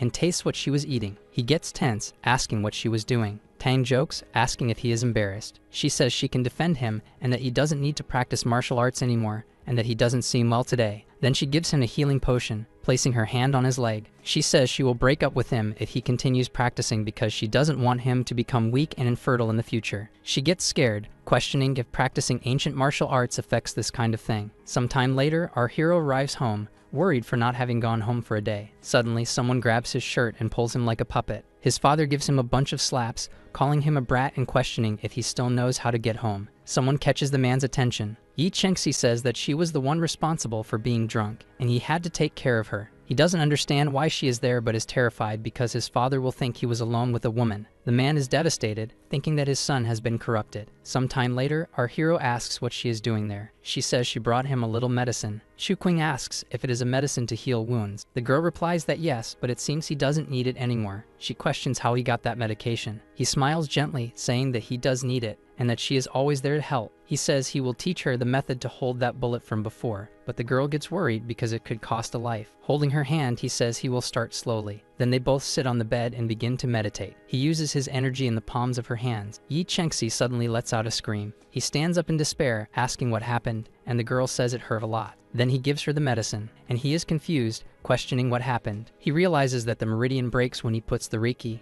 but there is a healing. He remembers that it was different with her mother, so he will do it another way now. He approaches her determined and begins to use his energy. Worried, he asks if the girl is feeling pain, but she replies that it doesn't hurt now and that it feels very good. He realizes that is why Tang Xian said that recipe was poisonous. He He keeps questioning what the biggest difference is between men and women in this world. The girl gets excited and asks him to do it again because it was quite enjoyable, but our hero tells her to get dressed quickly because he won't be able to control himself. His father suddenly appears in the room, quite irritated, questioning if they study in bed. But our young man says it's not at all what he's thinking, and the girl defends herself by saying she was just dizzy and is leaving now. The guy is quite annoyed, but our young man insists they didn't do anything. Chu Qing thinks he needs to analyze the normality of women's meridians in this world. He grabs that jar, thinking about the sheath for his sword. Sometime later, in another isolated location, someone says that only a little of that remains there as a remnant of that bullet. They say that seeing a murderer is not like seeing an ancient martial arts warrior, and you ask about that. She orders to check the hospital in Jimin and see the flow of the black market as well as the auction house. The girl asks if they are going to Jimin now. She replies that of course they are, as she wants to see the handsome fiancé her family arranged for her, Mrs. Chu's son. Out of nowhere, our hero sneezes from another corner. This raises the question of who would be talking about him. He starts working on that artifact, creating its sheath. He realizes he succeeded, and thus the sword will no longer be damaged and will soon return to its original form. He continues working hard there until he creates a mask. He thinks that when he met the messenger Jan Wu, the fight was intense, and she saw his face, so he intends to wear a mask now, and he realizes that the ancient wine only served to bring death to people. Suddenly, his phone rings. He gets tense when he sees that Yi Chengxi is saying that her mother invited him to dinner, and they are waiting for him. Sometime later, in Yuji's private kitchen, the three of them dine in a secluded place. The woman says that if there is any medicine to improve combat techniques, she would like it. But our hero says he is saving the ingredients and can make it by next week. He adds that he doesn't need money, just the old martial arts training borrowed. The atmosphere of the dinner seems to change a bit.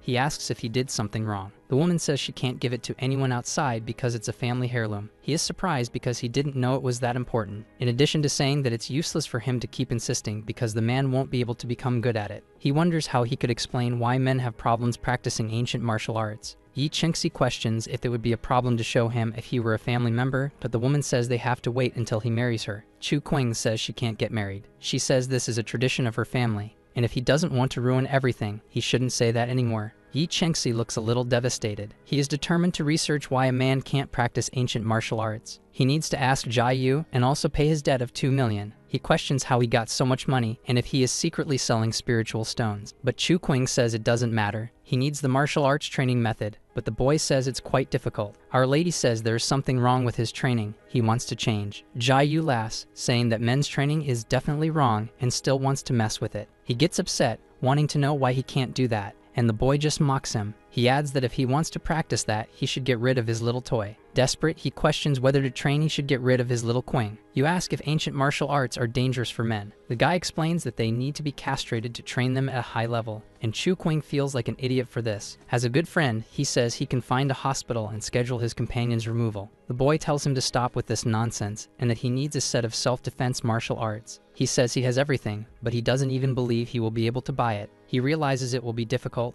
and you ask if women are afraid that men will take over the world. He receives a message from Manhua saying that the Tang family's orders have arrived, and our hero gets excited. Sometime later, the young man is once again meditating and working. He works hard on creating those medicines. He thinks that doing this is very complicated, but like that mask, it has become easier, and he finally managed to perfect them. He already looks like an illicit seller. Manhua is peeking from the edge of the door, but our character tells her to come in because he is done. She asks what he was doing, and the guy says they are medicines, which sounds a bit suspicious, right? She questions this since it's something from the Tang family, but the guy asks if she thinks he is lying. With a puppy dog face, she asks if now that he is done, he will go home. However, in the next moment, he hugs her and kisses her passionately. The girl reciprocates the situation. Chu Qing asks if she wants him to leave or stay there. Blushing, she says that of course, she wants him to stay. He thinks she is more like the women from his world, but this time she isn't shy. Then he pulls her onto his lap and throws her onto the bed with him. The girl says they can't do this now because it's the week she is most likely to get pregnant, and she doesn't want to get pregnant so that he won't be talked about badly. But the guy questions if she thinks he isn't responsible enough. The next day at school, our main character looks like a zombie. When someone shouts his name, the guy says that his sister sent him to take him to her. They debate about him marrying his sister and also about who that boy likes. He realizes he likes brainless women like Tao Yunio. Chu Qing says that if he stops acting so shamefully,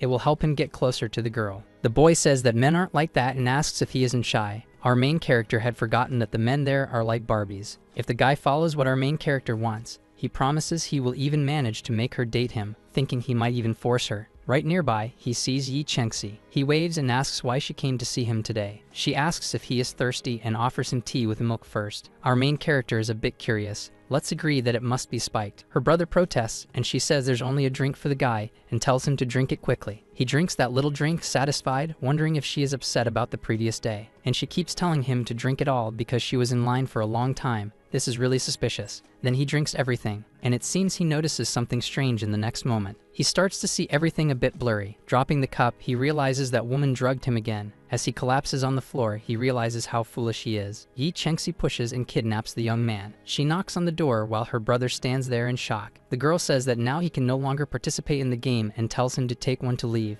Kicking the place, she speeds off in the car. Some time later, our hero starts to wake up and realizes that the woman is on top of him. He screams asking what she did, and she asks him to stay calm because it's his first time. Then she kisses the guy, making him very red. Our main character asks if she hasn't had any experience with the 36 contacts she said she had. Then she suddenly gets up from the bed and says that she only controlled them and that boyfriends shouldn't be used just for that, throwing something to the guy. He is surprised to find it's the martial arts diary of his family. Yi Chengxi says he must be hers so she can see that book. He smiles, telling her not to worry because he already considers her his wife and would do anything for her. The girl says she would also do anything for him. Then he leans forward and they kiss. She becomes desperate, asking what he put in her mouth, but she will find out soon. Later, Yi Chengxi meditates and he is surprised because the woman who created the martial arts was very fierce. He finally understands that women can absorb spiritual energy in that world, and men cannot, which is why they can't train. The emergence of ancient martial arts changed women and made them dominate the world. This might be able to alter the art so that men can practice without getting hurt. The girl continues meditating when she manages to awaken some power. She questions her boyfriend about what he gave her because she managed to access the third layer. Chu Qing says that it's a wine that helps women improve their martial arts. Surprised, she asks where he got it, but he says it's a secret. Now that she's feeling powerful, she wants to test her strength against him. She jumps at the guide who is just there reading, but he stops her attack with one hand. Without even bothering to get out of bed, he makes a very skillful counterattack on the woman, causing her to fall into his arms. He tells her that he can't stand this. Apparently, she is excited and wants to repeat what they did. He asks if she is not satisfied already, but it seems that her reaction answers the question. The girl says that she is still Yi Chengxi, the one in control, and will show him again.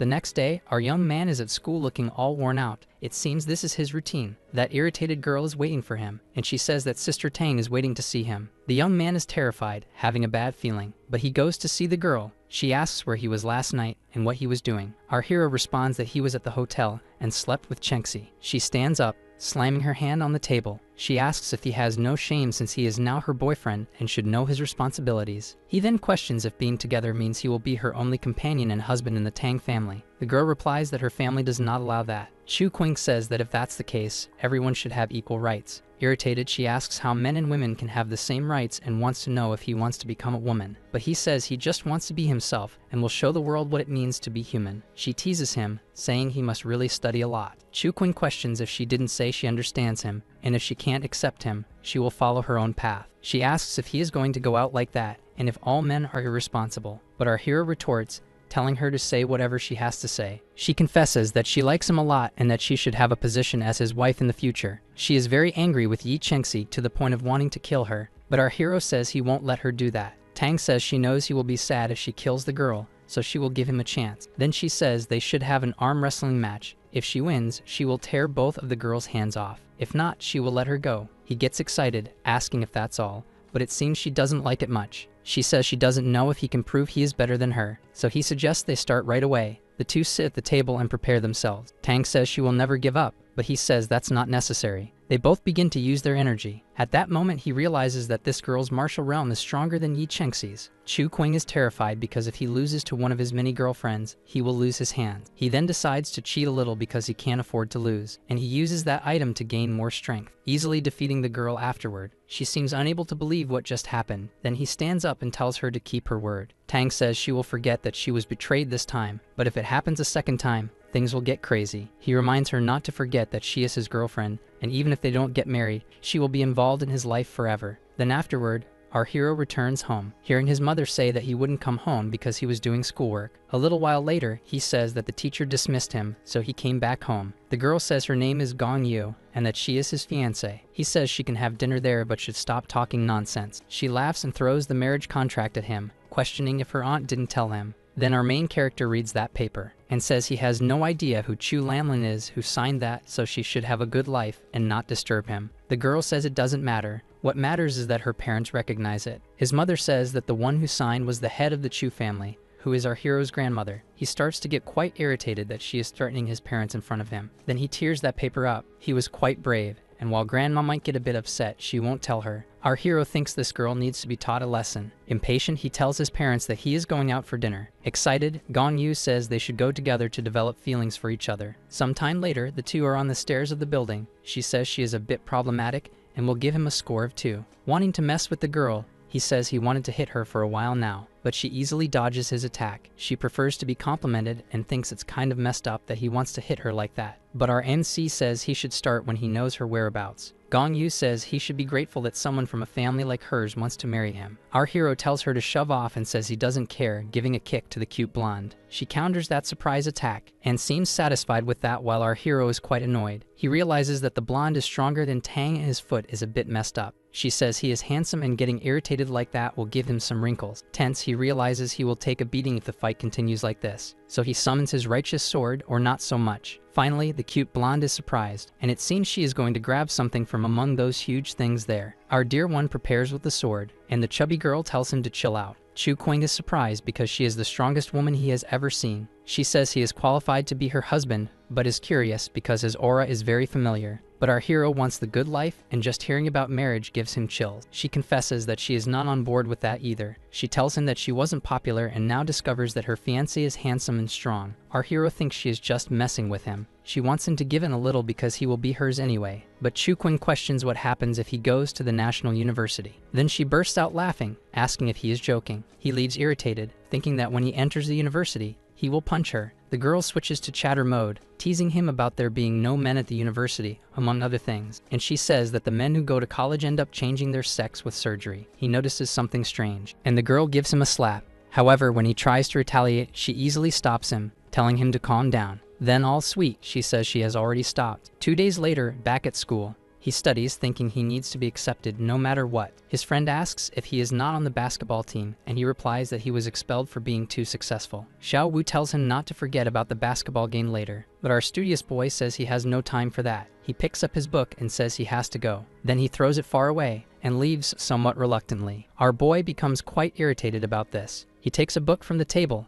and throws it at the arrogant boy. He calls him ungrateful and asks if he wants trouble, but our hero is already on him, intimidating him, and tells him to go get the book now. Irritated, the boy is not at all patient, and he jumps at our NC, saying he thinks too highly of himself. He dodges, realizing the boy wanted to grab his hair. He tells Yimao to get out of the way, telling our hero not to run away. But what is this? The boy is out of control and even bites him. Suddenly, someone grabs him by the arm, and our hero separates the two while the crowd is already excited about the fight. He pushes that strange boy away. Calling our boy an offense, he says his arm is being hurt. He is upset for having his father insulted, and finally, the boy apologizes to our patient MC. Chu Qing tells him to apologize for acting like an animal with Yimao. Someone appears asking what is happening. The vice president says that anyone who fights around here will have to go to the principal's office, and the boy begs the girl for help. But our hero plays a little trick on him with his mouth. Chu Qing says the boy bit her friend, asking how that will be resolved. Yunio asks if that is why he responded with more aggression, but he says he should be praised for suppressing all that violence. She goes to the boy to see what he has to say, but it seems he drools a little on the girl.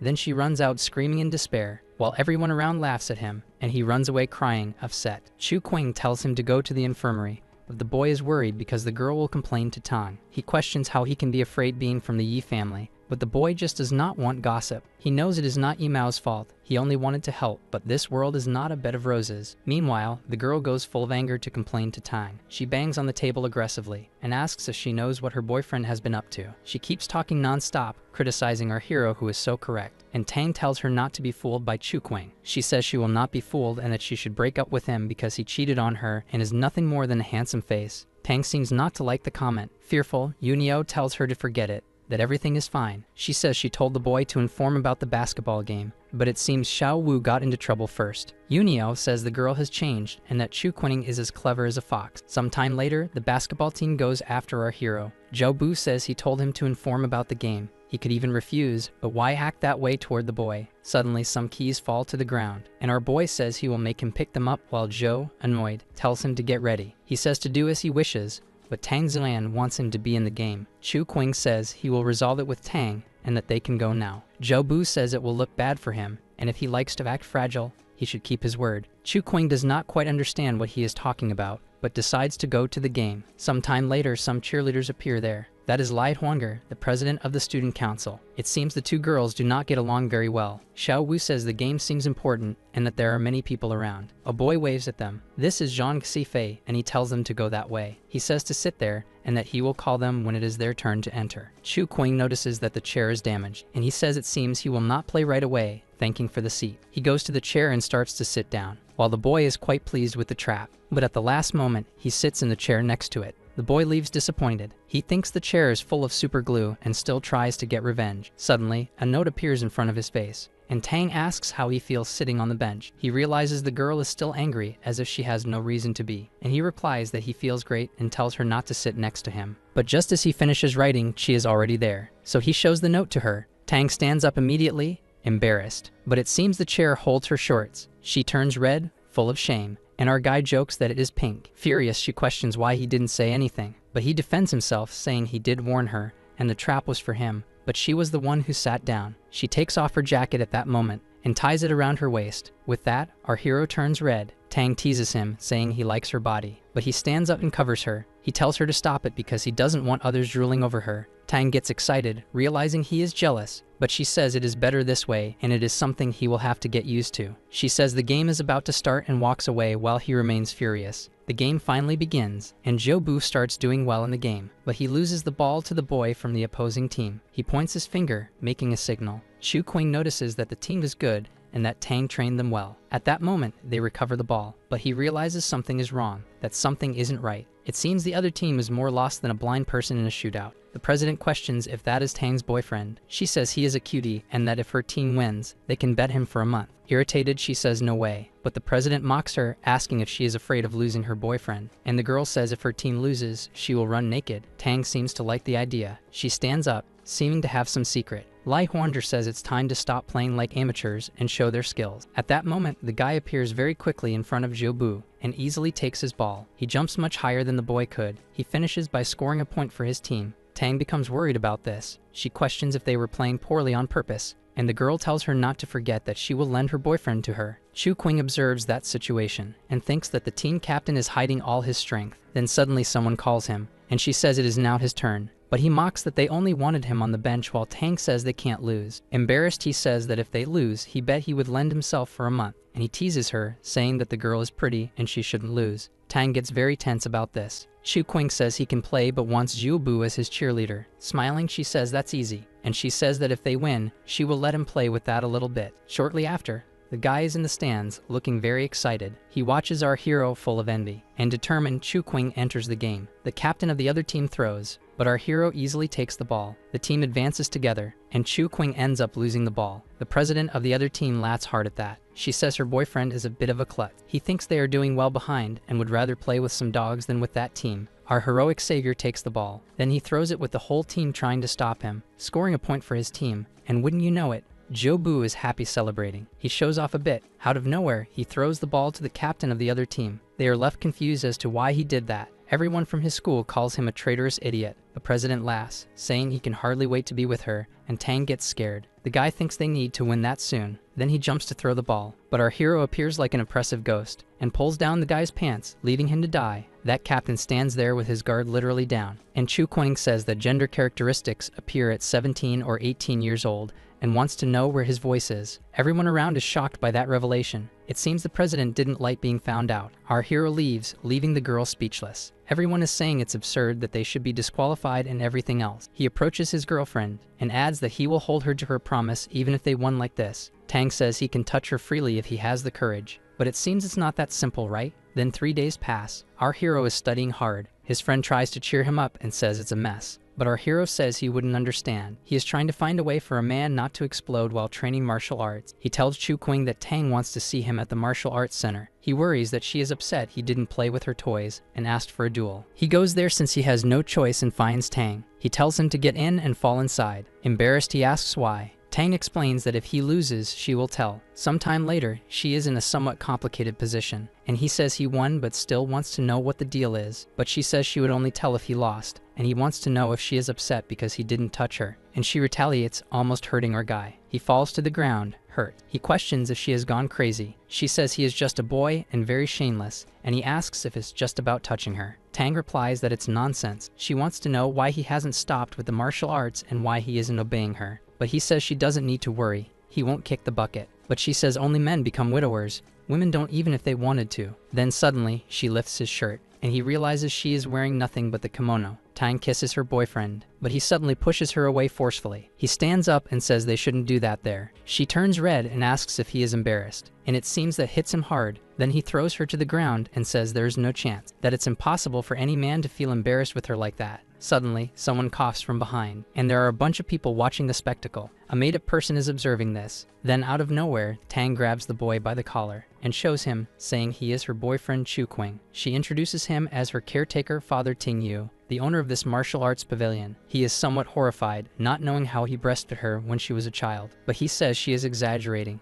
That place belongs to the Tang family, and he just manages it. And he says these 3 boys said she called them there. The girl confirms, and our hero is curious about why she called Zhu Bu there. They apologize for setting the trap and for playing poorly against the high school team. Tang says he will deal with Lai Huang later, but wants to resolve things regarding the 3 of them. Not only did they isolate Chu Qing, but they also put glue on the chair. They climb into the ring, and the fight stops beautifully. The guy says he has some medicine there and gives other instructions. Our hero realizes that he doesn't respect Tang very much. After a while, he tells our guy to sit down, and Chu Qing says it seems like he wants to say something. Calmly, he serves tea. He starts asking about his family and says he isn't that stupid. Chu Qing thinks he has already checked his background, but he is not his father-in-law, so he finally sits down. He questions whether he thinks his family is poor and that he doesn't deserve Tang Xian. The father says he didn't say that, but he is rude and cannot be the head of the family like this. But he says he should relax because he won't marry into the Tang family. He says he is convinced of this, but some don't believe it. The guy gets quite irritated, calling him arrogant. He tells him to talk to Tang,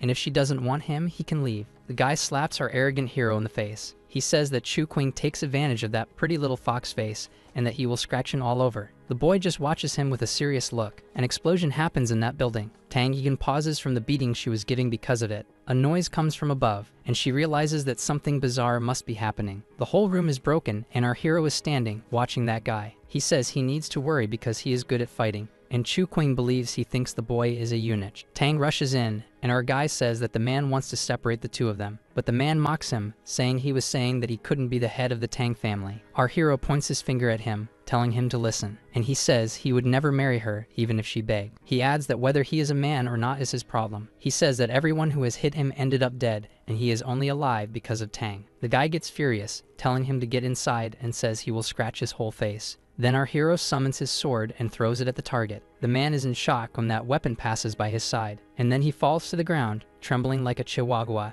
The boys who were being beaten by Tang find him scary. The girl goes to her father, sometime later in a meeting of hooded people. The girl says that Xuzai's death must be related to the bottle, and they found something while checking the auction house. She shows the stone and says it was the last thing auctioned there. Ganyu says that Jai Yu must be hiding something, and the girl says they will capture him immediately. She says he is still part of the Zhai family and that they cannot just capture him, so they must find the people who went to look for him. Sometime later, the girl runs in, asking if Chu Qing doesn't want to go out with a beautiful girl. But that room is already empty. She feels a bit upset that he is not home. She sees a note on the table and is surprised. Chu Qing says that Tang is not in a good mood and asks why they are still there waiting. He said talking to smart people is better, and if they accept his little brothers, he can take care of them. The boys suddenly kneel down. They grab our hero, saying that if they protect him, he can even call him father. Our hero says he will get medicine for them, thinking they are quite shameless. He asks Tang if she has any medicine to lend, and she throws her bag at the boy. Chu Qing hands the medicine to the injured boys, who thank their boss. Meanwhile, the girl continues her way down the street. He follows her and asks if she is angry. Chu Qing says he can apologize to her, but won't apologize to that babysitter father. But she says it's not necessary because he doesn't have exemplary behavior, which is why he is taking care of that place. The boy thinks that justifies him being so irritated, but she tells him that she didn't think he was so strong. Chu Qing explains that he is not that strong but knows how to intimidate people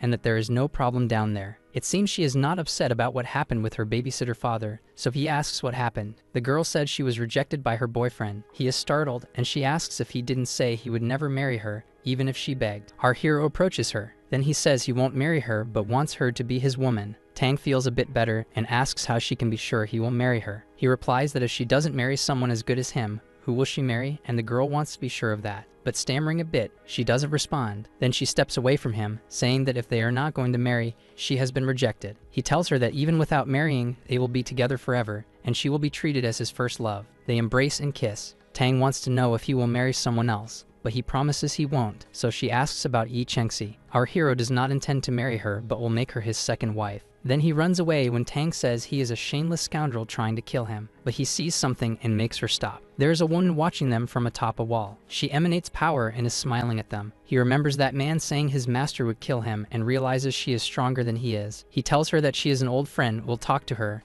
and asks the girl to go ahead, but she, irritated, tells him to go back first. He says that this woman wants revenge because of Yi Chengxi and questions if she is sure she will stay with him. Tang, filled with hatred in her heart, stomps on the boy. She says she will return to help and not to die until then. Then the girl runs off, leaving our shameless hero behind. The woman approaches, emanating all her frightening power, and he asks if they can talk. She merely observes him coldly and attacks with her weapon unexpectedly. She strikes with that thing in front of her. Chu Qing realizes she is right in front of him, and even though he is evolving quickly, the women in this world are absurd. She watches our boy fleeing far away, but she decides to pursue Tang instead of him. Our hero notices this and becomes afraid, and that woman is already almost on top of his girlfriend, but he jumps in front of her, blocking the way. At that moment, she grabs him by the neck tightly and lifts him off the ground with ease. She tells him to hand over that martial art to her or she will kill everyone. He thinks that this conditional conversation is good in the end and says he can teach her but has other treasures. The woman says that besides his life, she will want everything. Frightened, he asks if she doesn't want to learn the wind technique she just used, but she says she will make him wish she were dead. He offers himself to the girl, saying he won't resist if she wants him. The girl says that if she wanted him, he wouldn't even be able to resist, and he screams asking if she needs to kill him. Then she says he has to die to comfort the spirits of her students. Dragging him by the neck, she takes him away. Some time later, they are in a kind of warehouse, and our hero worries about being there. She says she will extract his techniques directly from his essence, and people who go through this suffer a lot until they die. Our boy tells her not to try to scare him, as he won't let her do that. He asks her name, says she has character, and questions if she wants to turn him into a ghost. Suddenly, she zaps him away. The woman seems to be on the defensive, and our hero doesn't understand anything. Chu Qing thinks she might be there to capture him because of the messenger he killed. The girl then orders her to hand over the boy to her. This woman says that will depend on her abilities. Then a huge explosion occurs inside that warehouse. A massive energy begins to circulate around the place. Our hero searches for something inside his clothes and thinks that it doesn't matter who will win. He is screwed either way. He realizes there is only one way out. He attacks that woman from behind. As for how to be sure she will try to kill him, it's a kiss and goodbye now. But she still manages to hit him, throwing him far away. He starts to tremble, severely injured from the attack. Gong Yu seems to remember something. The woman falls to the ground, already lifeless, and he leans on his magic sword. The woman watches him for a few seconds. Then she removes her hood and says he is very cruel. Our hero is shocked to see that it is that girl. She said she came there to see if he would fall in love with her after he saved her and questions if he was the one who killed the woman in purple. Chu Qing admits that he killed a woman in a purple robe and asks if she came to investigate that. Gong Yu says yes, and that she never imagined he was under the same roof. She points the gun at him and questions why he killed her. Then she asks if he wants her to say it was self-defense or if his fiancé ordered him to kill her. The girl asks if he is threatening her, and our hero says he is her fiancé and asks if she really wants to arrest him. She calls him shameless for now talking about marriage, and the young man says he just doesn't want to die. Then the girl bursts out laughing, and he warns her to be careful not to end up without a fiancé. The girl tells him to find a hotel because she wants to ask something. Once in the hotel room, she says she wants to talk seriously now. Then she approaches our young man and says she found something. She shows him that paper, asking where he found it, and our boy says he made it. She seems to not believe him, but he says he has no reason to lie. Surprised, she questions if he can create training methods, but Chu Qing says that for now it's just a prototype. She confesses that he could be admitted to the university, so she wants to make a deal. Suddenly, her clothes fly off as he questions what the deal is. She says she will help him solve his problems if he helps her heal. She might even offer some extra benefits. Chu Qing will need to figure out what her problem is on his own. Otherwise, he will be sent to the ministry. He explains that her training is not suited to her body, so she will end up gaining weight. Happy, she hugs him, saying he will manage to heal her and will even give a reward soon. She says she will solve her problems, so he doesn't have to worry because the matriarch is quite old. Chu Qing still doesn't understand why he has to get married and questions that. And the girl says that to learn more, he will have to kiss her, and she guarantees the information. Chu Qing wants her to tell him first, and then he will kiss her. He says that he actually thinks she is quite beautiful, and the girl turns red, thinking it's the first time someone has complimented her. Then he asks her to hurry up. He says that the supervision department is directly responsible for the Empress's safety, and the imperial family has always been from the Gong family. Chu Qing is surprised, thinking she must be quite important. She could never be Empress, and she explains that someone broke the tradition, and the Chu family took the place of this other imperial family. Chu Qing knows that his family was expelled a long time ago, and now, for convenience, they are looking again. The blonde girl asks if he can help her now, but our boy says he wants those 1 bullets. However, the girl says that wasn't part of the deal. He puts his hand in a somewhat strange pocket, and says he can make a deal to trade this pill for the bullet. Gong Yu questions if that alone is enough to heal her, a strange place to keep pills. He confesses that he still doesn't know how to do that, but the pill could be a good start. Then she eats it, a bit suspiciously. Wow, what courage. But she feels something powerful right after. He explains that this pill is called a tonic medicine, and after ingestion, it increases strength by 30%. Gong Yu takes her gun and fires a bullet, and quite excitedly, she says she wants 10 pills of that. The two people there are very happy with what they achieved. He says that this bullet seems more powerful than the one the other woman used, and the girl explains that these bullets have quality levels, and hers is level 3, but there are even up to level 5. Suddenly, the girl leans against something nearby, and says it's time to show more action because she wants to see his skills. Now it's on. Moments later, our hero is taking care of the girl's head, and she seems to be really enjoying that sensation. A little while later, she touches his face and feels something different, and our hero gives her a surprise kiss. Chu Qing says that as promised he kissed her. She turns very red, touching her face. Then she grabs a mirror to look at herself better. Suddenly, she hugs him and says she loves him very much. Then he says he can only go this far and can't do anything more. She observes her body a bit. Then she questions if she will stay like this forever with a normal face and a more swollen body. The young man says he can reverse it, but the girl questions if there is really something so serious with her training method. But he says it's not about training, it's about her constitution. And if she continues like this, she will die. She said that if there is a problem like this, he can help by creating an effective method. Chu Qing says that it is not easy to do this, and that her inner pillar seems to have been taken from her a long time ago. The girl is devastated by this. He then says that whoever took her spiritual root must have been someone from her own family. She gets angry, pulls out a weapon, and threatens him. Based on this, our Sherlock Holmes says that she must want revenge since she trains even putting her life at risk. The woman then fires at our boy. He dodges and tells her to calm down because if she continues like this, the treatment may lose its effect. In the next moment, she calms down but leaves a hole in the room. Suddenly, it seems that she is extremely injured. He apologizes and says that it seems the hatred between him and the Chu family cannot be remedied. It seems that both have problems and can work together. Chu Qing says that when she is in the imperial capital, she will try to help her. He tells her to stop training because he doesn't want to go there just to see her corpse. The girl laughs, questioning if he will do his best to help, and adds asking if he feels sorry for her. Sometime later, Tang appears on the street accompanied by another woman. She says that he was there, and now another one says she is seeing signs of a struggle. Tang gets irritated, saying that she asked for help and it's not time for jokes, and the woman says that her aunt is older and should be respected, adding that she was forced to come here while she was having fun. Her aunt says that she is very attached to him and compares the boy to a man she was with, but Tang says that her boyfriend is better, and the woman's eyes light up and questions why she didn't say so earlier, because if such a handsome guy dies, it will be a waste. Suddenly, the girl's phone rings, and she answers worriedly, asking where he is. Her aunt said that her boyfriend's voice is beautiful. They are relieved to know that he is already home and says that he will see her again at school. She is really relieved now, and her aunt is a bit too interested in him. She says that maybe he is lying about being fine and that she should go to his house to see if he is really okay. But Tang says no. Since her aunt sacrificed to come here, she wants to spend a night with her boyfriend, but Tang tells her to forget it. Back home, her mother asks if the fiancé is not going to dinner. Chu Qing tells them not to worry about that chubby girl because she should be returning to the imperial city. They are surprised, questioning if she really went, but think that the wedding is still on. The boy tells them that she will not get married in the next few years and that all of this is related to a person named Chu Lan. His parents seem to have become scared. He really thinks that the Chu family is the enemy. We will not let any of them escape.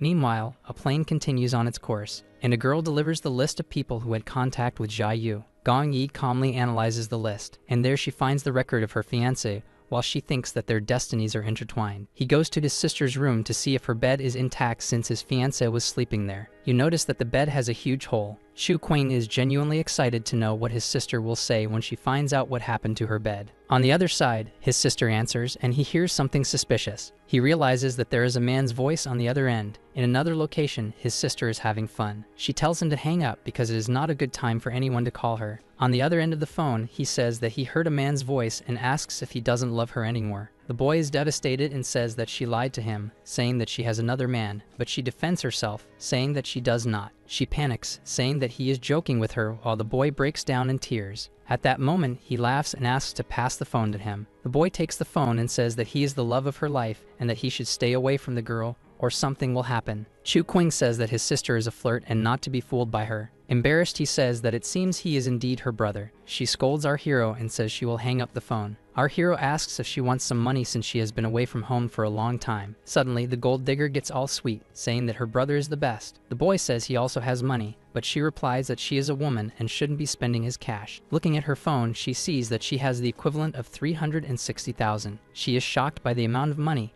and thinks about Yi Chengxi. The girl tells the boy about this, and he says that if Yi Chengxi is bothering him, he will do something about it. Despite liking his pure heart, he mentions that the girl is from the Yi family, and the boy stands there in the pleasant location, thinking about this. Sometime later, the group of boys calls Shu Qing their boss. They are afraid of practicing ancient martial arts and becoming powerless. He says that this training is different and that he himself is not like that, so he needs all of them to be useful. He tells them not to worry, as their big brother will teach them. Yi Chengxi appears, saying that he is not mistreating his classmates. And our hero jokingly asks if this type of person also wants to know why she is there. She says she came to look for him and brought tea with milk, but assures him that it is not spiked. Shu Qing explains that he doesn't really like that kind of drink, and the girl gives him a little sniff, saying that what he likes is right there. Someone appears, saying that he is Shu Qing, and that well-dressed woman says that her boss wants to see them. Yi Chengxi says that those people are from the Tang family, so our hero asks her to show the way. A beautiful car appears nearby, and our hero approaches, saying that they are looking for him. The woman inside looks at him sternly, accompanied by Tang's babysitter. Shu Qing smiles excitedly, saying that the babysitter is there too. Furious, he says that he is not a babysitter,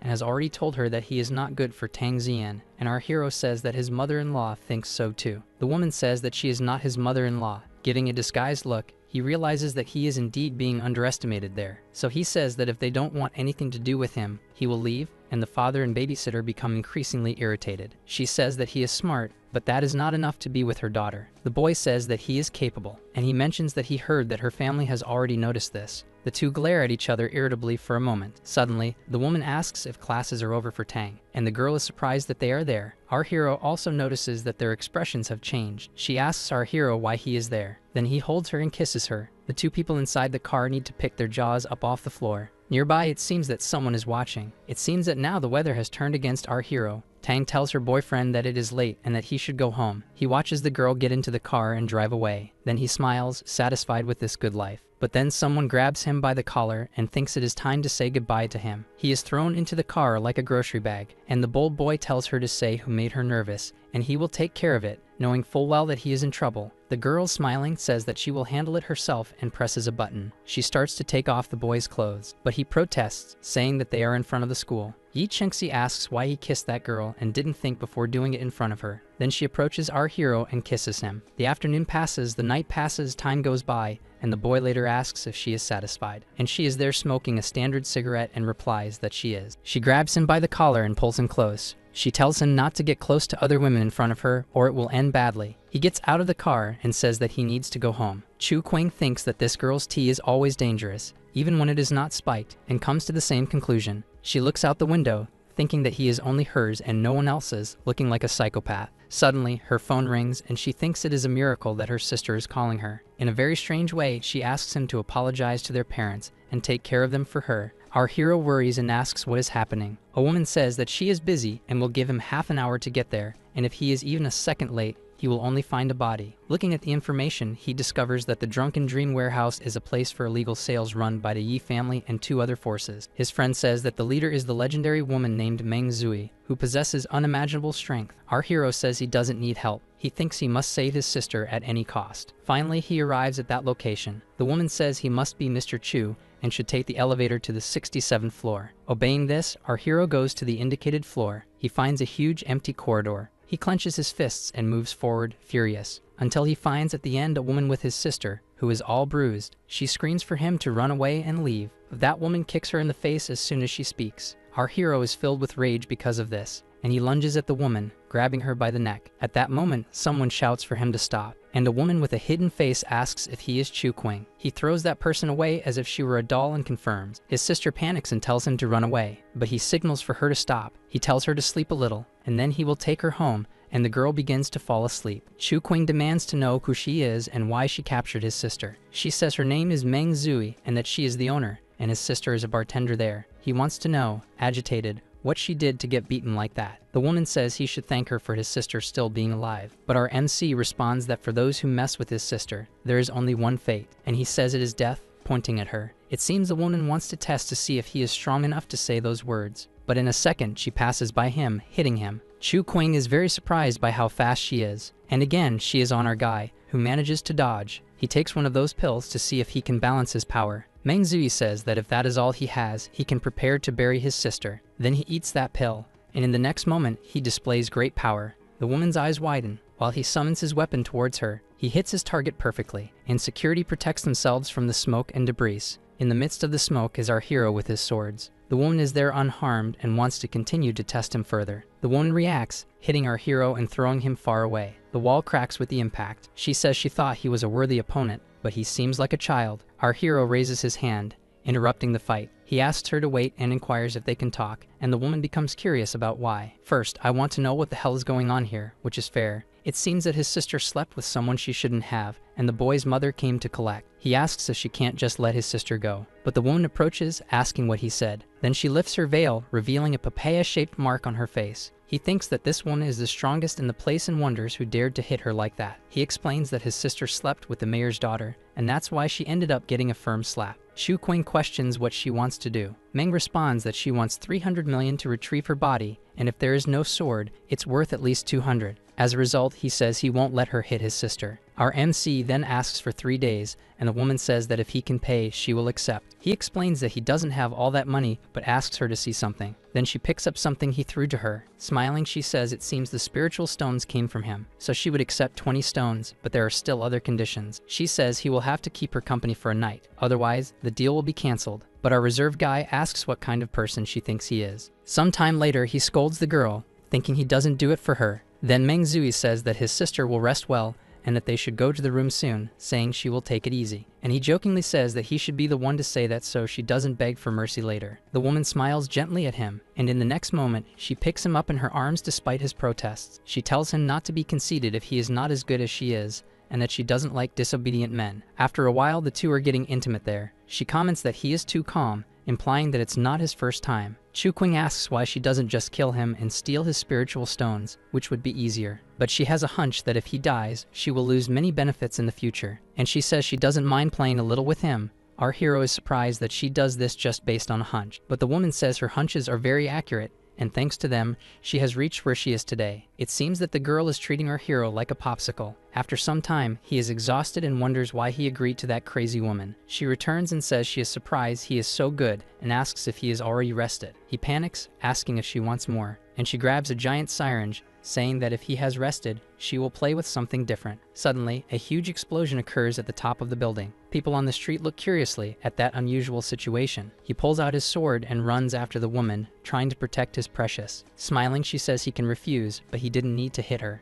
Then he responds that this hatred will only be associated with revenge, and if he doesn't let go, his sister will be taken along. The girl watches him with the syringe in hand, and he makes a different movement with his fingers, shattering the syringe that was in her hand. Then he grabs his clothes in the next moment and leaves the room. The girl looks down from the window as he leaves with his sister. Then with a swift movement, he cuts one of the pillars of that building, and it seems he has gained another fan, just as expected. After some time, they arrive home. My father, furious, wants to know what happened to his sister and why they arrived so late. He says he received a call from the police saying she was kidnapped, but now everything is fine. The father wants to know why this happened since they don't have money, and our hero says that many girls have been kidnapped lately. He thinks this is a tragedy, and his mother's company is also having problems. Chu Qing questions him about this, but his father tells him to take a shower and go to sleep because it's none of his business. But still, he is quite troubled by the situation. He calls someone and asks if they know anything wrong with his mother's company. Yi Chengxi asks if it's not because of him, and he doesn't understand. The girl suggests it could be a love debt with the Tang family, and he is confused because he thought his problem was with the Yi family. Then he throws himself on the bed and thinks that now is the time for his mother's company to have problems, in addition to all the others that are already happening. After some time, he goes to the company and thinks it's the first time he's seeing it. He thinks it's essential to know about his parents' work, approaches, and asks for permission. Then he asks if she can tell him where the general director's office is. The girl starts to drool and says she will take him there herself. She wants to know how old he is, saying she could be a big sister who will take care of him. And our hero just received an invitation to go boating on the river. Then he ends up finding his mother. She is surprised to see him there, and questions just that while the girl accompanying him looks somewhat surprised. She apologizes, making up a story that he is a distant nephew who came to visit her. The director seems not to believe that crazy excuse. It looks like the woman is in trouble now. Making a pitiful face, he tells his mom that she is trying to take advantage of him, and points to the girl in front of everyone. Desperate, she asks President Chu to let her explain. Directly, she questions whether she wants to become his daughter-in-law. Our hero thinks he never imagined his mother speaking this way. The girl is now going to be unemployed and can't even sing for the newbies. His mother wants to know what he is doing there when he should be studying. After a while, they are in a private place, and she asks if he doesn't have regular classes today. Our MC says he has a medical excuse, so he's fine, but she knows how this scheme works. She wants to know what happened to his sister since that story was clearly just talk. Tense, he says he didn't lie, he just didn't want her to worry. He tells her everything, and his mother almost has a fit, saying he was very brave to go in there. But he says that everything is fine with him and his sister, knowing that there is still a lot to come. Then he uses his power on a glass on the table. He makes the water float, asking his mother to see. Again, she panics, asking if Yi Chengxi taught him, fearing that he might die because of it. Our MC says that it's not ancient martial arts and that he will explain later, but he wanted her to know that he is not weak. His mother thought he had changed because he met this girl and didn't imagine there were other reasons. He wants to know why the company is doing poorly, but she says that is not his problem. Suddenly, Yi Chengxi enters the room calling for her mother-in-law. The boy feels awkward and explains that the girl said there were urgent matters with her. Our hero is surprised to see her there, and his mother says it's fine. Yi Chengxi says she heard that the company was struggling and decided to come help. Chu Qing says she needs a magic bullet so she won't feel cornered when she goes to Drunken Dream. The girl says it's easy, and he asks for help to get it. He tells her to go ahead while he checks if Huahua needs anything. Suddenly, the girl grabs our boy by the collar. She gets angry, asking if he wants to meet his concubine. She asks where the bathroom is, and our hero becomes worried about the girl's intentions. Some time later, he finds himself cornered inside the women's bathroom. He wants to know what she wants and remembers that it's his mother's company's bathroom. The girl is jealous of Huahua and wants to teach her shameless boyfriend a lesson, but he shrinks back and says he can't today. She asks if he is just playing hard to get so she can catch him. Yi Chengxi says he can even flirt with other women, but she might wake up in a bad mood and kill everyone. She says she is giving him a heads up so he won't blame her later. Our MC realizes that she wants to be the alpha in the relationship. Sneaking away, he says he needs to go now, but the girl doesn't give peace to our poor guy. Yi Chengxi thinks he is acting strange and wants to know if he is seeing anyone else around. At that moment, he remembers that fierce woman from the other night. Noticing this, the girl turns into a beast and attacks him. Later, while driving, he thinks he almost forgot about his problems because of Yi Chengxi. He thinks that his brother-in-law's house is on Suzaku Street, and although he needs good money, he needs status to live there. He thinks there might be several cameras around and still feels a powerful force that he cannot ignore. He believes he needs to prepare well to meet the Xing family members. He wants to meet his brother-in-law and see if he is a good guy and help change the mayor's opinion about him. He notices a luxury car arriving at the location, and from it, his girlfriend Tang Xian steps out. He questions how she knew he was there. Tang wants to know why he hasn't been to school for 2 days, and he says he needed to relax a bit. Tang thinks it's an exaggeration and wants to know if he is mad at her, but our hero seems not to understand. She says it must have been unpleasant to meet his mother, and his mother's company troubles are also the Tang family's fault. Chu Qing is happy that she cares about him, but says his absence has nothing to do with her. But she says he is a little rascal and is afraid he might flirt with other girls since she can't control him. And our MC compares himself to a dog being controlled. But he asks if she knows Meng Zui. Tang says she is the second master in the ranking and wants to know how he knows the woman. But he manages to get away well and wants to know who the other masters are. She says the first is from the Tang family and that there are also 2 from the Tang family, his mother and his aunt. Chu Qing feels relieved that he only came to take a look today and that Huawa is indeed good with information. Some time later, he is with her and thanks her for solving his mother's company problems. She is all pleased in her pajamas and freshly bathed. Then she hugs her boyfriend, saying it was easy. Huawa says she just got out of the shower, and if he wants, he can make a move. But he says he needs her help with something. She is surprised by this. He explains that he needs to go to the Xing house to save his sister, and Huawa says she can try, but it's difficult. He needs to know about the cameras and alarms, and if he can get images and something about the employees, that would be good. Suddenly, someone enters the place. He feels a strong presence behind him. In a quick movement, he draws his sword and comes face to face with a startled Yi Chengxi. She defends herself against the boy's attack. While he questions why she is there, the girl protests, saying she came to look for the boy, and his mother said she thought he was with her. The other two feel a bit tense. Our MC says he just locked the door and asks how she got in. Then the girl replies that it's because she has the key. Chu Qing wants to know how she got the keys, and Huawa says it was her who gave them. The boy gets a bit irritated by this and takes the key from his girlfriend's hand. Number 82, I think. Yi Chengxi protests against the boy as he throws the key away and tells her not to come there again, as she likes to mistreat honest people. Yi Chengxi says he only knows how to protect Huahua and wants to see what happens when he needs her. Then she leaves, slamming the door hard. Chu Qing says she doesn't have to obey Huahua, and if she bothers him, just let him know. The little girl thanks him and asks if it wouldn't be better to go after her since she was very angry. But Chu Qing tells her to forget about the girl and focus on herself, wanting to know what she wants to do. Then suddenly, it seems like the world is ending. Yi Chengxi appears again, and the door that disappeared. She is there, all beautiful, with a weapon almost bigger than her, and he is a bit scared that she is now armed. Chu Qing suggests that they first talk calmly, but she points that weapon and already cocks it. Without thinking twice, she fires at them.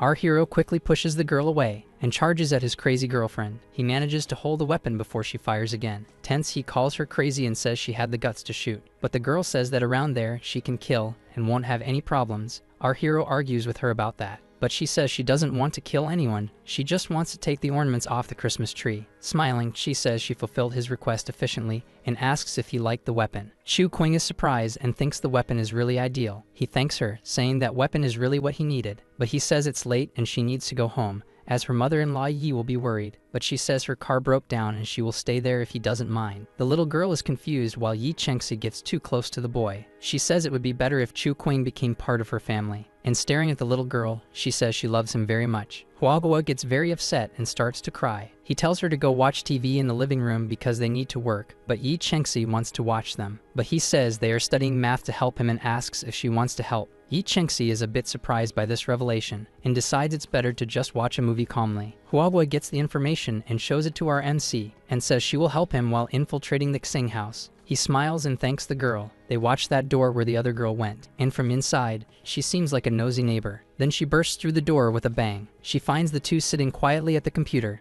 Badly disguising, she asks if they want water, and our hero tells her to get lost. She doesn't believe that a man and a woman alone in a room are just studying. She decides she needs to go back there, but doesn't know what excuse she could give. She takes a card and thinks she found the ideal answer. In the room, the duo continues working innocently, when suddenly another loud noise happens, and she appears, kicking the door and realizing that the door was locked. It seems she finally caught those two, but she comes face to face with the two sitting quietly at the computer. She says she ordered skewers for both of them and laughs awkwardly, not believing what she sees. Our hero is furious with this nonsense. He grabs the girl who begs not to be kicked out. He gives her a slap on that area of the girl. She gets irritated, and he says if that's not enough, he'll give her more. Chu Qing takes her straight to his car and throws her inside like a sack of potatoes. Then he says there's nothing wrong with her car and waves goodbye to his crazy girlfriend. But she grabs his clothes and asks him not to go and pulls him into the car. This girl is like an octopus. Throw him hard onto the bench and climbs on him while the guy says he doesn't have time because he has things to sort out. But without answering, she plants a big kiss on the boy and thinks she has to use him all up now, so there's nothing left for the little one. Our hero holds her and turns his face away, saying that he is really busy right now. She starts to tease him,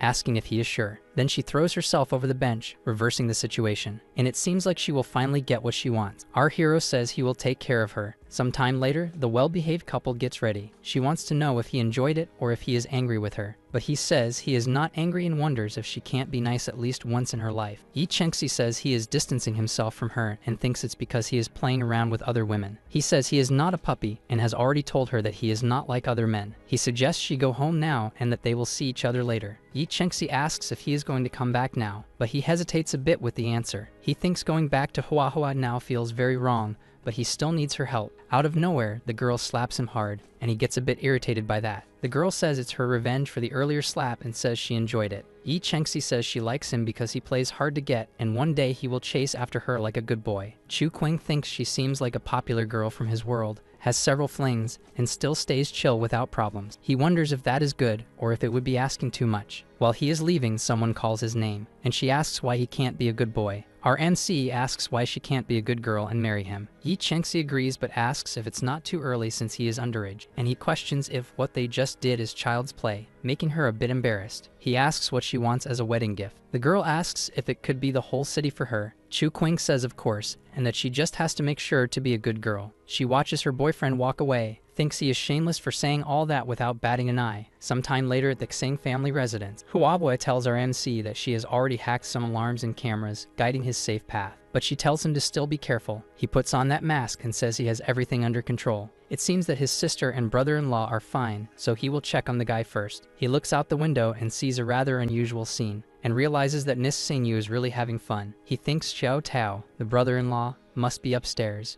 but something suddenly catches his attention. In the next moment, he is already up in the tree just observing, and sees an old lady passing by with a tray. She looks intently at the top of the tree, but she doesn't find her ninja up there. He swallows hard, feeling a bit tense. That old lady gets a bit fixated on the tree. In the end, she thinks she is becoming more and more useless because she is getting old. She thinks the young master is hardly eating. If it continues like this, he will end up fainting. As a woman is leaving, our hero appears again. He realizes that even while hiding his presence, she managed to sense him and thinks she was the #1 master. Sometime later, her husband is relaxing in bed. He is looking at a photo of him with our MC's sister. Chu Qing thinks that boy must be Xiao Tao. He is in love with his sister. Then with a leap, he falls onto the balcony of the young man's room. He sneaks into the house and goes to the door. Hearing noise at the door, he says he won't eat anything. He just wants to see Chu Xiao. But who appears there is our hero looking like the devil. The boy screams in terror at the scene, but quickly our guy covers his mouth. He tells the boy not to scream and introduces himself. Desperate, he asks if the girl is okay. Chu Qing is surprised and asks if he knows what happened to his sister. Desperate, he cries thinking he was the one who got her into this whole mess. But our hero tells him to be quiet because his mother wanted to kill Chu Xiao. He feels guilty because his mother wants him to marry Tang Xian against his will. Chu Qing realizes that if he weren't in love with his sister, he would have been taken down. But the boy thinks he is there to save him, so he asks him to wait while he gets some clothes. In fact, he is there to negotiate with his mother to see if he can arrange something good. But the boy says it's pointless because he believes she won't even want to meet him. He wants the boy to make sure that nothing goes wrong so that he can at least try. But since he's trapped, he suggests that he pretend to try to kill himself or something like that to keep the grandmother there with him for a while. The boy says that if it's to meet Chu Xiao, he can spend the whole night with the grandmother.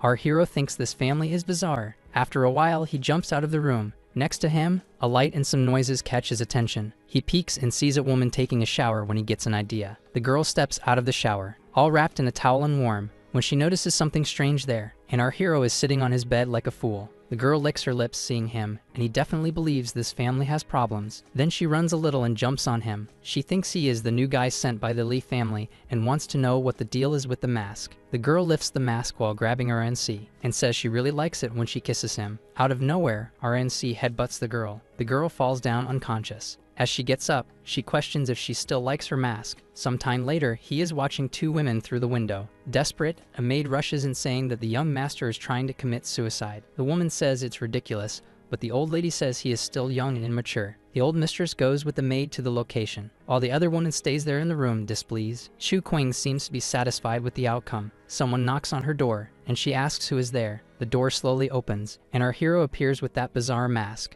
Calmly, she tells him to get lost now and that she will pretend she never saw him. But he approaches and says, "Well, since I'm here," and sits down questioning how he could just leave so suddenly. The woman concludes that he saw Xiao Tao and that he is there because of Chu Xiao. Chu Qing says he is there to ask for her blessing for his son to marry Chu Xiao. She wants to know who he is and why he thinks Chu Xiao would be good enough for her son. Finally, our MC takes off his mask. She is surprised that Chu Qing is the younger brother of the girl. She realizes that Meng Zui is bold for his sister still being alive. Chu Qing says that she is responsible for his sister being alive and that she should teach her a lesson. The woman asks why she feels like she is being used by him, but he says he would never do that. And since she is generous, he wanted to ask her to let his sister go. The woman questions if it's a threat, since he carried a level 3 Wangshuan bullet in that gun. Chu Qing tenses up at this, and quickly turns his gun towards the woman. But it seems she moves very fast, and in the next moment she is already in another corner of the room. He turns around thinking that she is too fast. Our hero gets hit hard with a blow. He falls in the corner of the room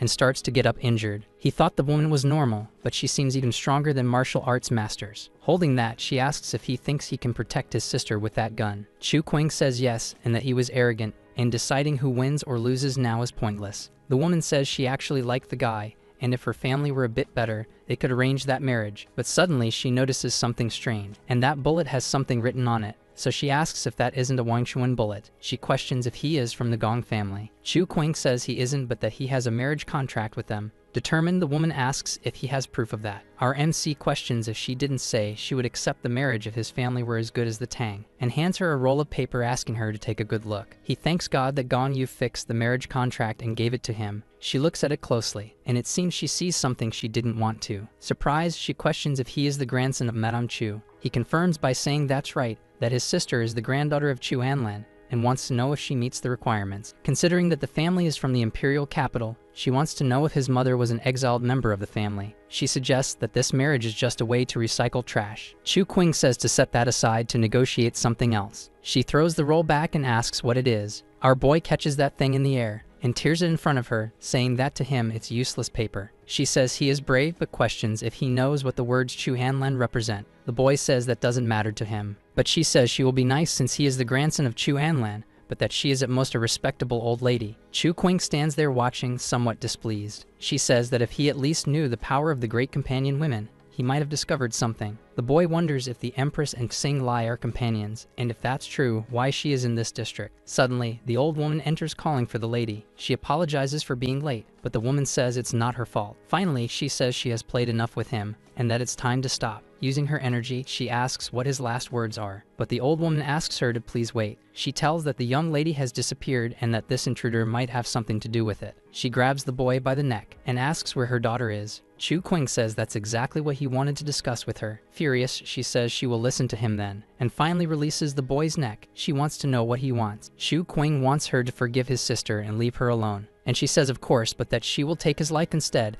asking what he thinks. Thinking she is a cursed old woman, he asks if there is any other option. He says she could send someone to find her daughter and make his whole family pay for it, and he responds that she can only say that after she finds the girl. The woman ponders and whispers to the old lady. She says she asked Aunt Wei to look for the girl who must be nearby, questioning if he will still be so tough after this. He throws himself onto an armchair. While he fiddles with his phone, she questions if he is calling for help. Chu Qing questions if even if he were, would she care? But she wants to see who he will ask for help. It seems that Huahua hasn't yet gotten the information he needed, and he finds it bizarre, thinks it's unbelievable that she hasn't managed to get that yet. Time passes, and the two continue staring at each other. She says an hour has passed and wants to know if he will only rely on Yi Chengxi and Tang Zian to save him. He questions what makes her think he came there without a backup plan. The woman gets irritated and asks if he thinks he can win. Chu Qing says he doesn't like to use dirty methods, and that if he could have prepared, he could defeat her or the old lady. The woman laughs hard and says he likes to brag, saying she is a level 4 master, and he is just a little boy. He says he doesn't know her capabilities, but is sure that she and the old lady have some weak point. Suddenly, she gets startled by something and rushes to grab her phone to call someone. His phone vibrates and he takes a look. He sees a picture of a man there. He thinks Huahua is simply amazing. Suddenly, the old lady enters and says they found the young lady. She says that this little thief hid her under the floor of the bed. Furious, the woman says that now he will die. Then he shows the picture of that man and questions if she was calling him. And determined, he waits for the woman's reaction. The two seem to have been affected by that, and the old lady energizes her hand, preparing to attack. But our hero dodges at the last moment, positioning himself ready to fight as well. He says that if they are so interested in hurting him, he will send someone to hurt that boy too. Then suddenly the woman holds the old lady's hand. She tells Aunt Wei to leave it be, that she will deal with the boy. That woman wants to know how he found him. He says he investigated, and since they seem to be hiding, it looks like it's a relationship she wants to keep that way. Finally, she accepts that he is smart and asks what the conditions are. He wants her to let his sister go, and that he can marry her son. The woman also has a condition that her sister gets a house on that street, otherwise nothing will be done. She also wants to ensure that Meng Zui won't try to kill her sister, and he wants a letter for that. She gets quite irritated that he doesn't trust her word, but after a while, she is there signing the paper. He reads everything and thinks it will be enough. Our main character says that if she is angry, she can take it out on Meng Zui since she is a bit rebellious. The woman wants to know if he hates her so much for being forced to sleep with her to save his sister, and the boy seems to be caught off guard, but he says it's nothing like that. Yet the woman doesn't believe him. As he is leaving, irritated, she asks him to wait and says there's one last thing. He turns around, curious to know what it is, and she says it's about Liu Feng. Chu Qing says she doesn't need to worry, he will keep it a secret. But the woman says their relationship is not what he believes it to be. She explains that when she was still one of the great companions, when the Empress ascended to the throne, she had the opportunity to become the third most powerful woman. But she chose to renounce her position to be with Liu Fei. Our hero is in shock and questions if this man was with the Empress. He is terrified that the Empress will want to kill him for knowing this. The woman says that is exactly why this secret now costs in his life. She will give him 6 months to get over her. But if he can't, there will be no safe place for him, neither in heaven nor on earth. He feels a bit scared by this declaration. He says she doesn't need to worry. If he can't fulfill it in 6 months, he will kill himself. But the woman asks him to wait again. Then she takes something out of the drawer and throws it to him. The mayor says they are third-level wine bullets to consider as a gift for his sister. Chu Qing accepts that gift. Sometime later, he is leaving the residence, and he runs into the girl with the headbutt. She is very irritated, saying she won't let him get away with this, and she raises her hand to hit him, questioning how he dares to respond to her like that. But he grabs her hand without thinking twice. He says he is not in the mood to play now and that she should not bother him. But she says that even that shameless Xu Cho didn't dare to hold her, so he shouldn't do that. Angrily, he asks if she was the one who hit his sister in the face. And full of herself, the girl says it was her. Then our hero, without thinking twice, punches the girl in the face. As the girl trembles on the ground, he says he usually avoids hitting girls, but that slap was for his sister. Crying, the girl orders her grandma to chop that boy into pieces, and the old woman begins to manifest her power. When suddenly someone holds her back, she is surprised to see it was the mayor, and our hero says it seems the children of the Xing family were not well educated. Sometime later, the two watch the boy leave. She says to send her daughter for training at that place and find someone to teach her son since she has neglected both. The old woman says that is a military training camp where people come back with sequels due to its strictness. The mayor says that place ensures that those who manage to leave have a bright future,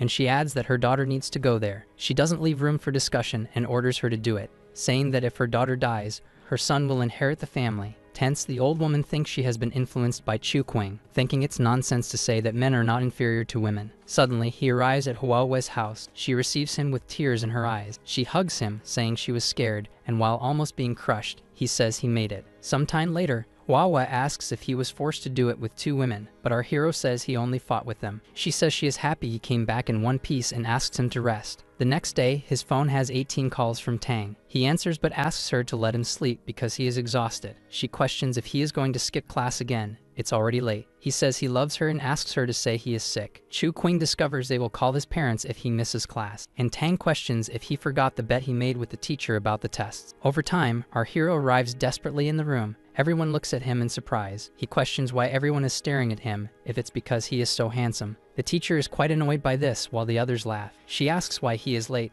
and our hero says he lost track of time. Chu Qing takes the test until the bell rings. The students then debate about the test. He talks to his friend and says he did okay on all the questions, but Tang observes from the back, and Tao Yunio doesn't seem very happy with what she sees. She lashes out, telling the girl to stop flirting with her friend's boyfriend, but the guy tells her to mind her own business or he'll break her bones. She gets furious and asks if he wants to die. Then Tang grabs her hand and tells her not to mess with him for her own good. His girlfriend asks if he wants to have lunch with her, and our hero, unafraid, asks if they can go with Chan Chaoran. Tao Yunio turns into a beast with his proposals. Tang questions why she is worried and wants to know if that girl is prettier than her. The girl feels embarrassed and says she has already made plans to have lunch with someone else. Nearby, his friend just watches the love of his life. Then he grabs him, telling him not to run away because they are going to have lunch together. He says the girl is also going and that one day he will return the favor. He tells him to hurry up because his partner is going with him. Tang wonders if that isn't Yi Chengxi's brother. He makes a somewhat silly disguise and says he can't wait to see the sweets in the window. Sometime later, everyone is eating together. She asks if he can stay among the best in the test, and he says he doesn't know. Then, without holding back, she asks if he was with Yi Chengxi these past few days. He laughs and says he was just busy. The girl says that even though he is a man, he doesn't have a shred of dignity. Our boy gets a bit irritated, and his friend is quite shy. Then out of nowhere, he asks if the boy has a crush on her and says it's a good time to confess. The girl can't believe it and thinks he is saying that just to change the subject. Chu Qing insists, saying that the fact he can't even speak proves it's true. Tao Yuniao says it's not fair to pressure someone like that and asks if he won't confess first. Then he takes Tang's hands and says he likes her, and the girl almost has a fit. Now she should hurry because it's her turn. Tang seizes the opportunity and says that if he likes her, she wants to know what's going on between him and Yi Chengxi. A bit awkwardly, he questions who said he has to like only one person, and the girl kicks his shin. Then the girl starts to say she will be honest. But at that moment, the boy stands up and says he loves her, and the girl turns red, very surprised. She comments that they have known each other since kindergarten, and that there was that time she ate 13 cupcakes instead of 4, and he thought it was really cool. At 9 years old, she ate 8 popsicles and even gave him 2 that she got as a gift. And in college, there was a competition to see who could eat the most steamed buns, and she managed to eat 10. Our hero starts cracking up laughing at how much she eats and how skinny she is. She turns red and shy, saying that's why he seemed familiar and that he was the crybaby from her childhood. But he feels flattered thinking that she remembers him. Then out of nowhere, he grabs her head and smashes it into the pie. Tang says it's better to go too, and that they will see each other later. Yimao asks if he said something wrong, but Chu Qing says she must just be embarrassed. He asks that next time our hero warns him before dropping a bomb like that on him. Chu Qing says it's fine, but that there's no reason to be embarrassed. A good while later, our hero is finally arriving home. He is surprised to see Huahua there. His mother said she wanted to thank her for the problems with the company and invited the girl for dinner. He signals to his girlfriend that he will be right back. Then he goes to his room with his mother, and obviously, she wants to know what kind of relationship they have. He says she is his friend, but his mother keeps circling them from all sides. Suspecting that he is dating her and also Yi Chengxi, she says he should have a bit more self-respect. And our hero feels this like a stab. She wants to know what he intends to do, and he says he will marry them all, and they will all be part of his family. His mother then freaks out, asking if he is crazy. But he says he is already an adult and knows what he is doing, telling her to talk to his sister who has already found a son-in-law. She says she will leave this matter open and to call his sister who is always hiding on the phone. After some time, our hero goes to the room and she is again on the phone. He asks her to get off the phone since he has been there all day. Then, all sweet, she asks her little brother to sit there as she will talk to him. 10 minutes later, our hero is still there waiting, and they are having that conversation about who will hang up the phone first. Chu Qing grabs the girl by the head, telling the guy to hang up the phone right now. Then finally it seems the call ends. She hugs him, thanking her little brother very much. She tells him Xiao Tao said that their mother is no longer against their marriage, and it was because of him. He pushes the girl away, telling her to back off and calling her weird. The girl retaliates with a punch, saying she was just thanking him, and now he is sulking because he would have preferred a thank you, also not knowing what he wants. She says she understands she was to blame, but that in the end, everything turned out fine. Chu Qing says that finally she said something sensible and asks if she will meet his mother's expectations. A bit tense, she questions what the woman said. Our MC says that the agreement includes her getting a house on that fancy street. The girl panics because the houses there require status and cost millions. It seems our MC has a solution to the problem again. I think for now, she should help her mother's company, which is overwhelmed. Sometime later, our hero is with his girlfriend. He asks if she can help even more with her mother's company. A bit tense, Huahua questions if she will be able to do that, but our hero says that if she can't, no one can, and it seems she doubts if her mother likes her. Chu Qing says there is no way she wouldn't like her and asks if she will help or not. All blushing, she confirms that yes, and our hero suddenly hugs her tightly, giving the girl a kiss. However, his mother is there above, watching, and our hero realizes that the woman is eavesdropping, besides not looking like good friends. Embarrassed, the young woman says they will see each other later. She runs off hurriedly, and Chu Xing remembers the girls she met in her world. In another location, Hu Tianan seems irritated about something. Our hero asks Huahua to work at her company. Despite being talented, there are no job openings. I want the company to grow, set up a department where she can create new software, the MC asks. Unyielding, the woman questions why he would want the company to grow so much, since it would cost a lot of money. Because of the Chu family, he replies. Irritated, Xu Tianan asks how much the boy knows. Even though he doesn't know much, he won't marry a gong and doesn't fear Chu Anlan. Showing even more irritation, the girl sends the boy to his room. Chu Ting observes the night city for a while. It seems the Chu family tormented his mother's mind in the past, and now he wants to find out what happened. Suddenly, the woman enters the room and fights with her son, asking him to get down from the window ledge. Embarrassed, the young man apologizes for what he said earlier. I was too harsh and you were right, the mother responds affectionately. Her wish was just for a peaceful life, but they kept crossing the line to the point of using their son for personal gain. If he continues to bow his head, they will take advantage of him more, and she wants to show that she is no longer a fool. The young man likes her attitude. Next step, deal with Zhu Meng.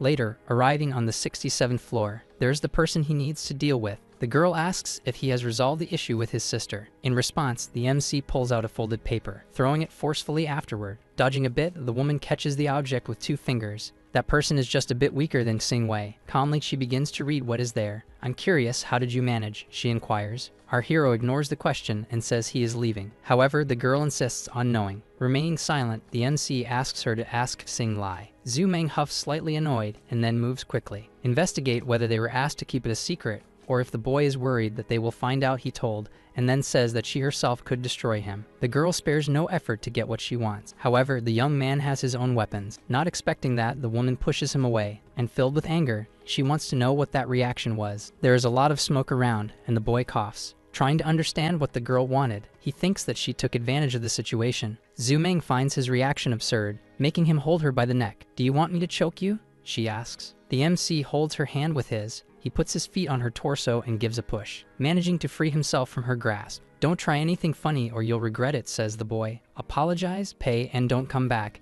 Zhu Meng asks. Trying to resolve it once and for all, the young man apologizes and the woman asks about the money. After everything he went through, the MC feels embarrassed to still have to pay. The woman asks for his sword, but it is not there. Last time, the object appeared out of nowhere. If it is a technique, the girl accepts it as payment. He finds her quite greedy because of her actions. If he doesn't fulfill the agreement, the young man won't leave there alive. The boy briefly thinks about everything. In the next moment, he says he was forced to do that. He makes a weapon appear and points it, shooting in the direction of the woman. Zhu Meng seems to cast a protective barrier. However, it turned out to be an absurd power and caused an explosion, causing parts of the ceiling to fall. He is forced to dodge and now fears something. A shadow emerges from behind the smoke. Now the woman also holds the super bizarre weapon. Do you really think a measly level 3 Wang Chuan would stop me? She questions. Pointing with her own weapon, she says that the other is not the only one with that bullet. Mockingly, Chu Xing asks if 2 or 3 would stop her. Each one analyzes the other attentively. The young man suggests gifting her 100 spiritual stones, but hears that it won't be enough. He then throws something in her direction, wanting to know if adding that would be good.